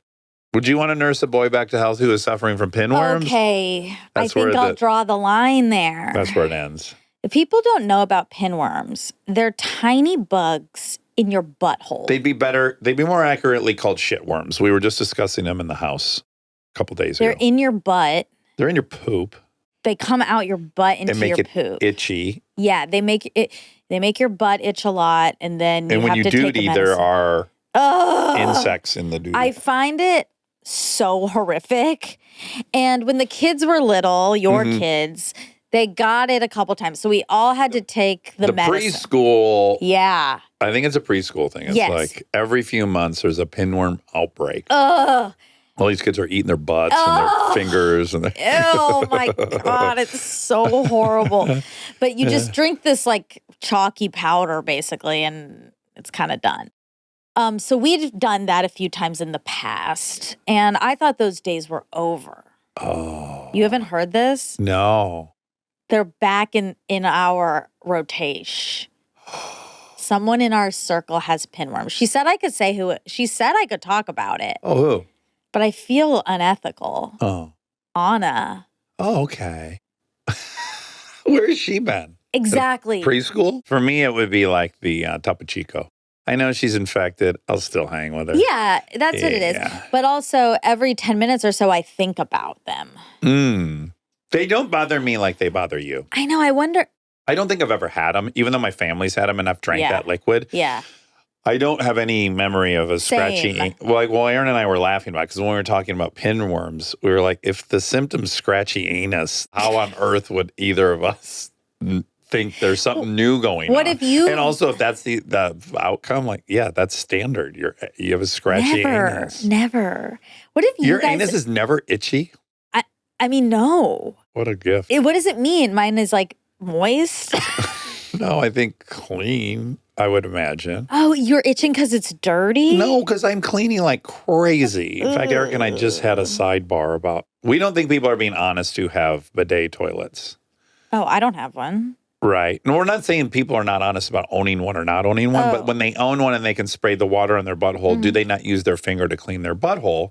Oh. Which is a polarizing topic. It is. And Eric and I are like, you use your finger to clean your butthole in the shower. I don't. How are you cleaning your butthole? I'm so nervous about your butthole. If you're not cleaning in a bidet or you're not cleaning it in the shower. Of course I'm cleaning it, but I'm not sticking my finger up my butt. No one's asking you to put your finger in your butt. Oh, You're what are you cleaning asking? your anus. Oh, the outside. Yes, of course. with your soap. fingers. With soap and fingers, but I often know when people go like, no, I use soap as if that's a great thing. Oh, great. So now your soap has your asshole on it and then you're rubbing your soap on your is face. self-cleaning, and you don't use your butt soap It's just for your not, face. it's not more sanitary. When people think they're saying that as like a virtue that they use their bar of soap, I'm like, great. Then you have shit on your bar of soap. No, you don't. Ew, why does you have so much shit everywhere? The water cleans the shit off for the most If you wipe with your fingers, You need friction. Why You is gotta- your butthole like so high up or something? Like, I feel like the water's mostly cleaning it, and then you Oh, you use the think bar. just the water that trickles Listen. rolls past your anus No, is cleaning it? you like You already said it. You used a bar of soap in your fingers. right, but Yeah. mainly the bar of soap is the main Instrument. instrument, and then once it's clean, then I put it on my I use soap on my hands and just do like a little extra. On your hands on your butthole in the shower. Yes, everyone should. But I thought you meant up your butt, and the bidet is up your butt, right? No, it's cleaning the outside of your anus. Oh, okay. Unless you're somehow dilating your butthole and letting it all spray up there, which it Isn't would that be the kind of the dream. That would point? be the dream. Yeah. And I have some success in that realm. But at any rate, it's really funny. People are like, oh, gross. You use your finger with the bidet. And it's like, I don't get it. You use your finger in the shower and then you wash your hand after. What are we talking about? This is pageantry. I have a question about the bidet. So, are you wiping first with your tissue? You're not. So Of course not. why? Because why would you want to take dry paper and smear in dry poop and just rub it into your it's skin and not- then you're- add water? No, you spray the water. The debris is freed. Then you go in with the finger and really clean. Then more rinsing. Then toilet paper for drying. And there's nothing. I'm telling you this. Okay. There's nothing on the toilet paper. When I wipe my fanny, Yeah. Same. no. Yes. If you're not using water, are you saying there's not poop on your toilet paper? No. Sorry. By the time What? I'm done With what? wiping, by the Oh, time yes, I'm by the done time you're- wiping, of there's cou- no poop. Oh my Of course, god. of course. But with the bidet, if you do the rinse first and a cleanse with your finger, when you wipe, it's spotless. Okay, that's fine. And then you're just looking at like virgin clean toilet paper. Okay, but you are making a harness. Like, so you have like poop particles on your butt after Mhm. you've pooped, Yeah. and then you're putting water on that poop immediately. Spraying it, and then it falls down into the toilet. Drips, Yeah. and then it's still gonna be on there a It's- little bit. No, it's not. You get in there, you clean with your finger. So you're getting poop on your hands for sure, right? No, because I've sprayed the debris. Now I'm cleansing with my finger, my anus, and then I'm grabbing tissue and drying all off. And then I wash my hands and I'm spotless. And I've not wiped my butt 300 times till it's bleeding, as I do when I'm not on a bidet. Oh my god. Anyways, Okay, well, anyway, If the my only- butt doesn't itch, okay. and yours does. occasionally, and Aaron's more. What if you guys are the ones that have had pinworms this whole time and just You would like that, wouldn't you? No, I don't. I draw the line at pinworms. I don't like bugs. No, I'm saying you would like if we were guilty of spreading that. Oh yeah. Well, it just makes the most sense, really. I couldn't even have pinworms. They'd drown because I'm flushing That's that not how area they with water. work. That's not how they work. Apparently, they don't like light, and that's it. And that chalky substance. Well, I wonder if you could put a flashlight. LED light I know. bulb in your butt. But they go up. So Kristen knows a lot about pinworms. Yeah, and she's spoken in the press a lot about. I applaud her willingness because she'll talk about her own pinworms a lot freely. God, yeah, she was educating Anna about the pinworms, and she said the way to find them is you have your kid bend over, Mhm. spread their butt out, and then in the dark, and then all of a sudden you turn on the light super quickly, and then you have to like get it. Get it? Yeah, use some sort of thing to get out. She keeps calling it the mother. That sounds like the SCOBY or whatever. I isn't it? know. It sounds like from apple cider vinegar because it does have a mother. Yeah, or kombucha. Yeah. I don't know about the retrieval and everything. I don't know if she's embellishing, but we generally give them the drink and then it's over. No, she uses like some sort of thing to get the mother out, according to her. Oh, wow. And then- Okay. I told you this. Ew! That's the mother. Wait. That's just Dune. That's from Dune. That is a pinworm, though.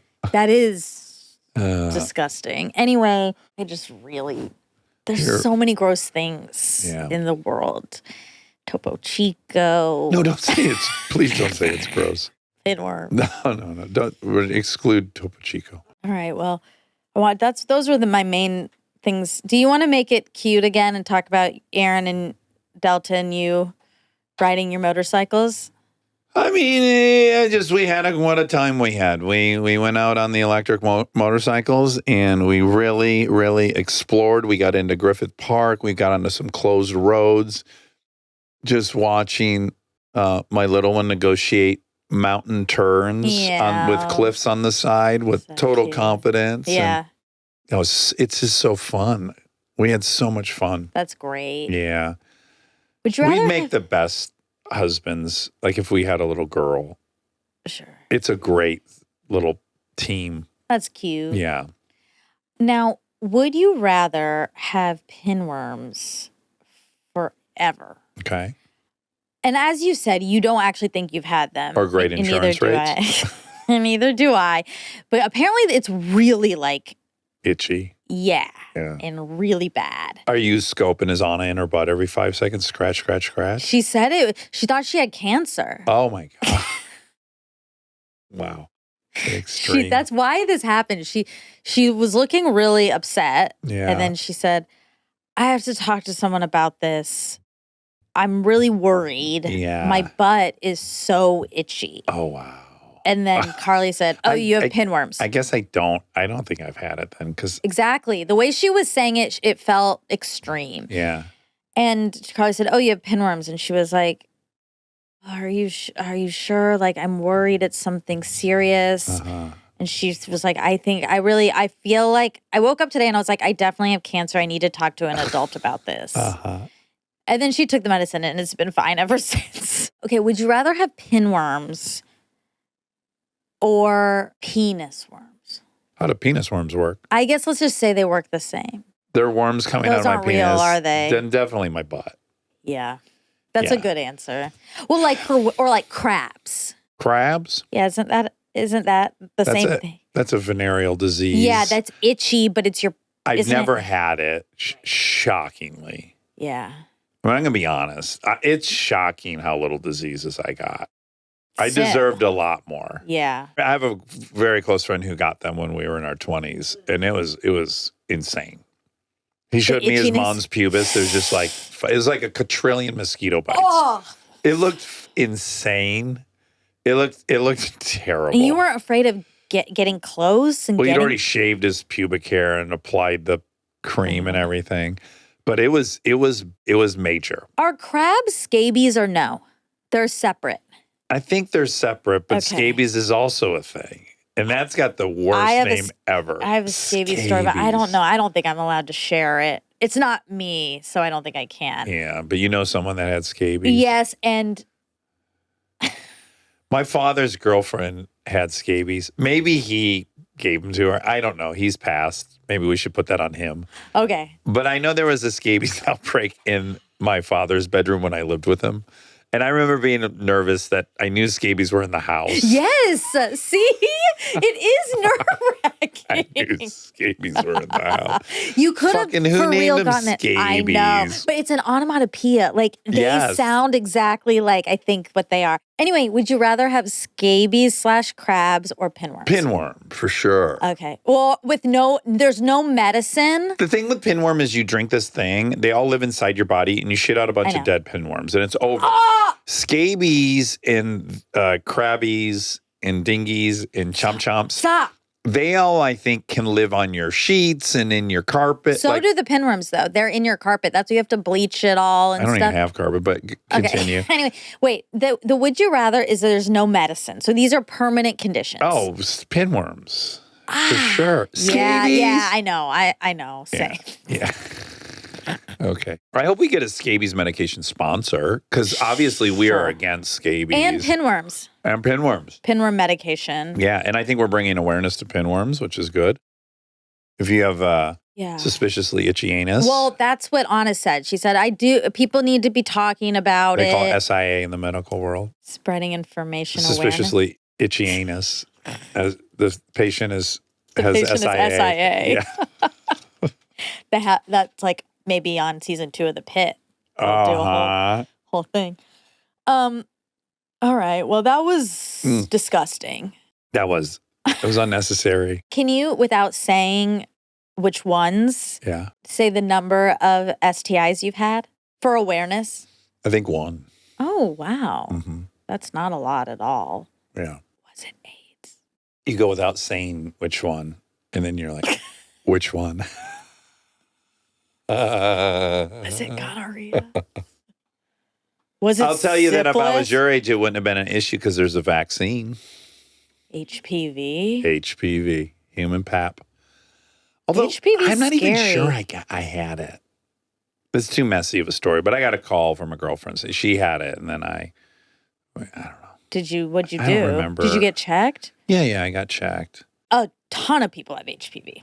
It's very common. Oh, they say like 80% of the sexually active yes. public has it, and then it even went further, which is they started having cases where there was no sexual activity. So like, this Oh is my being spread God. without sexual activity. Yeah, HPV is like It's common cold. rampant. But Well, there's a vaccine. Yes, you had it, right? I had the vaccine. And Kristen had it. Did you have it, Rob? I think so, yeah. Okay. Kristen yeah, had it? had the vaccine. Really? Yeah. That's the 5-year gap. Like that came out when, that was the crucial gap. I got the vaccine early. It was really early. Almost in a sense of like, is it too early? Uh-huh. Is it tested enough? But I got it. Yeah, I wonder if these people that are anti-vaccine still get the HPV vaccine. Because there's a lot of times where the rubber meets the road. We all are contradictions. I don't think this is unique to vaxxers. But certainly there's ones that they must make exceptions for. Like, yeah, I don't want fucking HPV. I'll get that. But they're like not getting measles. Oh, I guess because they think it's not an issue. Yeah, it's such a lower percentage. Right. Yeah. Well, I think if you can get that vaccine, let's do it, y'all. I want everyone. I don't want shingles. I don't want anything. I don't either. Another onomatopoeia. Shingles. Shingles, yeah. Okay, let's do some facts. Let's do some facts.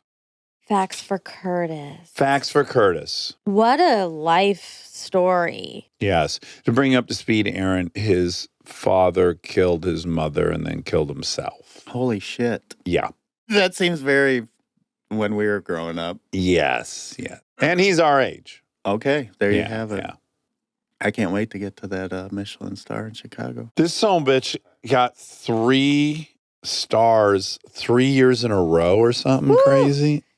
No, he's Yeah. like one of the most decorated American chefs. Ooh. And they say bear's a little bit based on Yeah. the bear. Okay. But he says Okay. no, but it He says no, but I seems believe like them. maybe. I don't believe Yeah, I him. don't either. I don't believe First him. fact, we don't believe him. I'm going to inform you guys a little bit. Okay. Okay. So, one of my facts is current restaurants with 3 Michelin stars. Okay. In In the US. 2025. I'm going to do in the US. Yeah. Okay. Atelier Cren, that's in San Francisco. Triggering. That Atelier. you can't be triggered. I am. We can't use that word, but go ahead. Atelier, what was it called? You can use it for a 3 Michelin star restaurant. Okay. Atelier Cren, San Francisco. Known for its contemporary American cuisine and innovative tasting menus. Now, French Laundry, Lovely. Yountville, California. Haven't been. I've been. You've It been. is a worthwhile experience. Is it if you wine can. country? It's in wine Yeah. country. Yeah. It's so good. And you eat for like 3 hours. and Ooh, you're I like so that. full, but you keep going. Yeah, that's how most of these restaurants are. It's like tasting menus. You go, you don't pick what you're eating, and you're Right. there for hours and hours and hours. Okay, 11 Madison Park, New York City. Mm. That's a big one. There's like a book on, I think the chef or somebody wrote a book about that restaurant. Masa, also in New York. That's Japanese. La Bernardin, New York. Very, very Trusted brand. very trusted brand. Mhm. Yes. The Inn at Little Washington. That's in Washington, Virginia. Oh, okay. Historic Inn. Ooh. American cuisine. That sounds like our alley, up our alley. I like- good, I was- nice porridge. I immediately was like, Okay, I don't think Yeah. you're going to be getting porridge. I think there's a really robust and hearty Yeah. stew Okay. right. and a real nice thick piece of bread. Yeah. Yeah. Okay. Hearty. Okay. You guys go and you Warm- report back what was on the menu. Warm mug of hot cocoa. Okay. Smith, that's SMYTH, Chicago. Alinea, ding, ding, ding, Chicago. Ooh, I'm going to say Youngsik. That's a Korean restaurant, New York City. Or it might be Jungsik. Probably young. Yeah, I think so. And then we have Single Thread, Healdsburg, California. What's your favorite restaurant, Aaron? Of all time? That's hard. Like, are we talking real good food? Like, I don't know. What's just your favorite? Just yeah, my your favorite. Doesn't have to be best food. Yeah, I mean, I think Lafayette, Coney Island is my favorite. I mean, That's really. great. That's a great answer. I was almost going to guess that for you, and, Yeah. that might be mine too. I understand. I was a little disappointed they shut down for a second time recently. They have so many rats. These rats are just It's their favorite restaurant yeah, too. they love that restaurant. And the Yeah. poor restaurant next door has to make pleas that the rats aren't there. They're like, you can still come here. And everyone's like, I'm not going anywhere near that. Some of these videos of the rats are kind of The insane. rats are like, looks like they're mixing the coney sauce. Like they're in the action. Oh, like a ratatouille. And they're not shy. Like No. one jumped like on a table, right on someone's table, and then they went into the trash can. Oh. There's videos of that. They're like coming in and out of the trash. Yeah, they're Oh. just, I mean, What are they gonna do? I mean, so they're open now. I By the way, I don't care. I don't Isn't that either. It doesn't faze insane? me. Yeah. I mean, I hate why I said I hate it is because they were closed last time I was like attempting to go in. Yeah. And I was like, fuck. You know, it'd be great is if they just had like a liability waiver you sign. Yeah, And it's and like you I don't just give deal a with fuck it. that there's rats, and like stop even trying to kill them. Let's just deal with the rats. You just got to wear like leather boots when you go. You know, it's always been going on. It's just the city is getting a little too Cleaner. hoity-toity for their own good. Now all of a sudden, like you can't have a bunch of rats running all around when you're eating. Oh, now there's people down here. Right. Yeah. The only thing is the droppings kind of Bubonic look like, coney sauce. yeah. Oh, Well, there's So that. you wouldn't be able to tell. And they do spread a lot of diseases. They do. They yeah, do. they're cute. though. It'd be I like- great if you went to I like grab, them. because you get a little tray and you've ordered a few. It'd be great if you like went to grab your coney and the rat had it. And you were in like a tug of war with the rat. Or you ate it like Lady and the Tramp with the rat. You became great friends with one of the rats. Oh. All right. start Well, tipping the that's rat. 3 Michelin stars for the United States currently. Okay, That's so that's not a great. long list. No. I think, I don't think Michigan at all has a Michelin restaurant. No, Yeah, maybe they have a one-star, Yeah. one Well, Michelin. not even. Not even. We'll save that for the next fact Well, check. Lafayette Yeah. can clean up that infestation. They might get up. Sure. Now it's good you're here. Really good you're here because J2C comes up because Curtis is a J2C. No doubt. Yes. July 2nd. He's July 2nd. Yeah. Shit. That's He coming shares soon, with real soon. Aaron. And he had an internal sweetness that was very J2C. This Yeah? J2C. Little Wait, Aaron, you're Balmer July. boy. You're July, yeah. Yeah. He's going to be 50 in 5 seconds. Oh yeah. 50. How do you 50. feel? And I kick and I stretch. I'm 50 years old. Wait, you're gonna be 50 in next month? Yeah.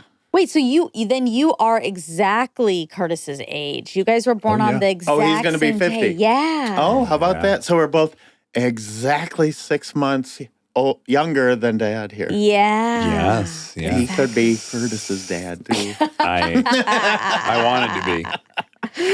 Oh I my certainly gosh. wanted to How look- do you feel? What are you gonna do? Well, I'm going to take a little ride down to Nashville, Tennessee and celebrate with my fellow J2C. Nice, Yeah. nice. Maybe I'll be make you a steak in the woods. Yeah, well, you sure didn't get one from me. That's my fault. I was down in Mexico throwing up violently.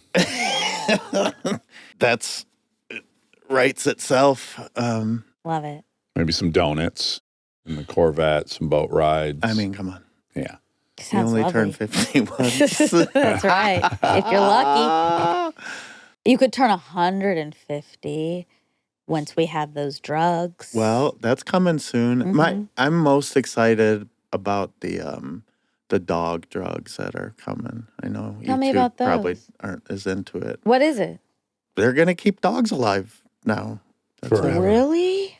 Yeah, for a long time. That's my nightmare. That I is your literally nightmare? was just thinking this morning, like, what's going to happen when they go away to school and I'm trying to be in Nashville and Kristen's in New York City? Those dogs Am I are supposed probably to have those be fucking around dogs forever. and they're still going to be alive? Do you think they are in 9 years? Yeah. Really? Yeah. Whiskey is unfortunately quite young. He is He's like aging in 7. reverse. He's I- like 7. That's an old dog. He's going to go till 18 or 19 because he's so Wow. tiny and angry. Yeah, he might. so yeah. So we'll all be 150. You'll still have Frank and whiskey. God, maybe I won't take the medicine if they're going to go the distance. Wow. Okay, so there's a drug that's gonna keep them alive for how Either, much longer? Not forever, but it's Close to Like it. an Close adult to it. lifespan? it sounds like What? that they're gonna have it start seeing it on the market next year.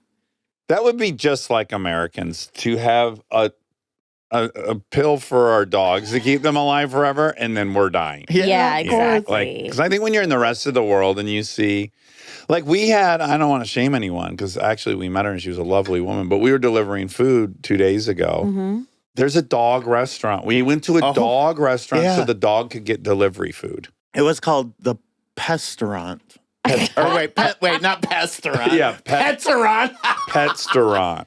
It's Petaurant. Yeah, when we got it, we were like, could this possibly? It would have to be a restaurant for pets because no one would eat at a restaurant called Petstaurant. No, not me. And sure enough, it was a huge smorgasbord for this dog. It was Wow. a humongous bag of. I thought it was ice cream when I went in and grabbed it because it was like. It was really cold, the bag. Yeah. And I go, is this? And there was like a dozen containers. Yeah. I go, is this ice cream for the dog? Are these doggy blizzards? They're like, no, it's not ice cream, but it is food. And I was like, Yeah. Weird. Oh my God. Yeah, but if you're like in a country and you're starving and you hear that dogs in America have food delivery, like whatever they're in the mood for, Yeah. is pretty wild. And now Yeah. that our dogs are going to live longer than us. Oh. yeah, take See, I that have with a real- grain of salt of where I get my facts from. Yeah, your Yeah. feed. That might have been a dream. That's your algorithm, different than mine. Okay, now because of the birthdays, I wanted to look up most popular birthdays. We do this once in a while. We do, but I think it's not always the same. it's always end of August, right? September 9th. September. September that's a 9th good is the one. most common birthday Yeah. according to Mm. AI. Makes so much sense. When the coitus takes place. Yeah, you're in at the winter. Christmas. Yeah. Mhm. And you're like, we want a family next Christmas. Yeah. Yeah. Yeah, it does make Duh. sense. Daifu. Yeah, Shit. we got September 9th, September 19th, September 12th, Tracks. September 17th, September 10th, July 7th, Oh. September 20th, September 15th, basically all of September. Oh, my. To your point. That is I know the most August. I'm shocked. That Well, those- that's okay. Now it says, what is the most common birth month? Despite the fact that September is so heavily represented in the top 10 most common birthdays, there are actually more births reported in August. Oh, thank All God. but one August birthday made the list of 100 most common birthdays, the exception being August 3rd, which lands 116. If you do the math, the Oh. conception time for August babies lines up with the approach of cooler weather in the holidays, maybe making cuddling up extra appealing. Oh. This is from happiestbaby.com. Oh, February 29th, My daughter has your that. daughter has the least common Of course. birthday. Yeah. Not surprisingly, but that's fun. Yeah. Leapers or leaplings? That took some special planning to get her Yeah, when did you Excited. get horny? Well, Marty from The last snowstorm of March. May. I was. Well, that makes sense. Spring weather, spring fever. Sure. Spring fling. I always get I get the most romantic around fall. Yeah. Fall's cozy. Beginning of school is romantic. It's a It new is. class, new people, New clothes. new clothes, new Yeah, opportunities. you're feeling kind of good in one of your outfits. Mm-hmm. Yeah. Least popular birthdays: February 29th, December 25th, January 1st, December 24th, July 4th, January 2nd. Oh, Thank God. I really felt like mine was the top 10. There you go. You mean top 10 least. Least. Yep. Yeah. Number one. Bottom 10. Yeah. Number one, none. Now, no bake cookies. He told an interesting story that he used to eat no bake cookies, and then in his kitchen, he would give a recipe to his staff and see if they could follow directions and make it, and they never could. Oh. But according Laura would have passed. exactly, according to this is not his recipe. Right. He's probably I think this was made famous on the oatmeal. What's the most trusted brand in oatmeal? I use Bob's. Quaker but Oats? Quaker Oats. Quaker Oats. Yeah. Try some chocolate bakes this year for Christmas time. It's on the box. Be conservative about your treats. Mostly eat protein and baked potatoes and pray a lot. But on that rare occasion you deserve a treat, make it a chocolate bake with Quaker Oats. God, I can taste those. One bite will do. Pass it around. 2 bites will get the devil knocking at your back door. It's too much sweets. Too indulgent. Okay. And don't Oh my masturbate. God. Again. Okay. Okay. I'm going to read the recipe. 2 cups white sugar, a half cup butter or margarine, a half cup milk, 3 tablespoons unsweetened cocoa powder, 1 pinch salt, 3 cups quick cooking oats, a half cup peanut butter, 1 teaspoon vanilla extract. And then you do have to do some stuff. You have to bring stuff to a boil. Yeah, it's a mud, and then my mom would spread it out on a McDonald's tray that she stole from McDonald's, and then it would harden in the fridge Yeah. in the McDonald's tray. Smart. That's very savvy. Instead of getting a baking sheet using Just a steal McDonald's, it from just steal. McDonald's. Yeah, when you're a single mom, you're allowed to do a lot of things. Yeah, good for her. Did you guys have McDonald's trays at home? I think. But it's hard to get out of there holding that. Not I'm if you surprised. run. Yeah. If you got the car Huge running, purse. send your kids out to the car to get it running, put it in drive, pull the e-brake. Wow. Don't come flying Screwdriver. out with Yeah. 3 trays. Um. We used to steal salt and pepper shakers as well. Yeah, that makes more sense to me. That can just go right in a purse. yeah. I used to steal cups a lot, Cups. glasses, from bars and stuff. You've as always had that. trinket, as a souvenir. Sure. It was Yeah. more about Nothing this. wrong with that. There was a brewery in Athens called Terrapin, and it was a thing to Oh. steal those glasses. We That had poor so business. many, and they were nice. Pint glasses. Yes. Yeah. Probably put them out of They business. probably use plastic. The whole college put them and kept them. In Yeah. business. Put them out and kept them in. Okay, now we also refer to you, both of you, eating the food off of Big Boy's plates, which we've discussed. I was explaining to Curtis the progression of how it starts with, there's a full half of a Slim Jim there Right. untouched. Sure. Yeah, I'll eat that. Of course. Yeah, of course. And then by the end, I'm just biting directly into Just- old That bite part marks. is so tough. You just stop caring. So then, you guys answered then that's the answer to the question. Spit. Spit is the one that you don't care about. I care about it. Obviously I care about it, but not. not as much as I cared about having some good food. Well, It was a cost benefit. dried analysis. spit. Yeah. Well, I'm sorry, but I think that's evidence to the question. Hair, spit. What's the other one? Skin. Skin. Nails. And then we added nails. Nails. We added nails. Yeah. I want to remove nails because everyone just gets so hung up on the nail thing. Yeah. But I just like it as a model of human nature, which is everyone always moves the line. It's no affair starts with sex. It starts with a hug or some hand holding, and that's it. Not We're never according doing to that my again. sexy show. Okay, They're they go just straight jumping at it. right in. Or your drug use. You know, it starts one and you got a rule and then you go just 5% beyond it and you just inch yourself closer until you're eating direct, like half-eaten French fries. Yeah. Sure. Licking the plate. Last sip Yeah. of a Diet Coke. It is true. That was disgusting. Last sip. Yeah. Would you Coffee. rather last sip or Yeah, last sip of a Diet Coke's rough because it's already melted It's ice. backwash. Yeah, it's terrible. you didn't drink that? You're hungry. I didn't need to. I think you could manage free soda. Thank or you God. could sneak them at least. yeah, You would definitely have AIDS by now. sure. Definitely, according to ER. Mm. That's it for Curtis. Okay, well, I loved him. I thought he was a very sweet human He being. was, Yeah. and he has really overcome so much. I was very moved by his story. Me too. All right, love you. Love you. Love you.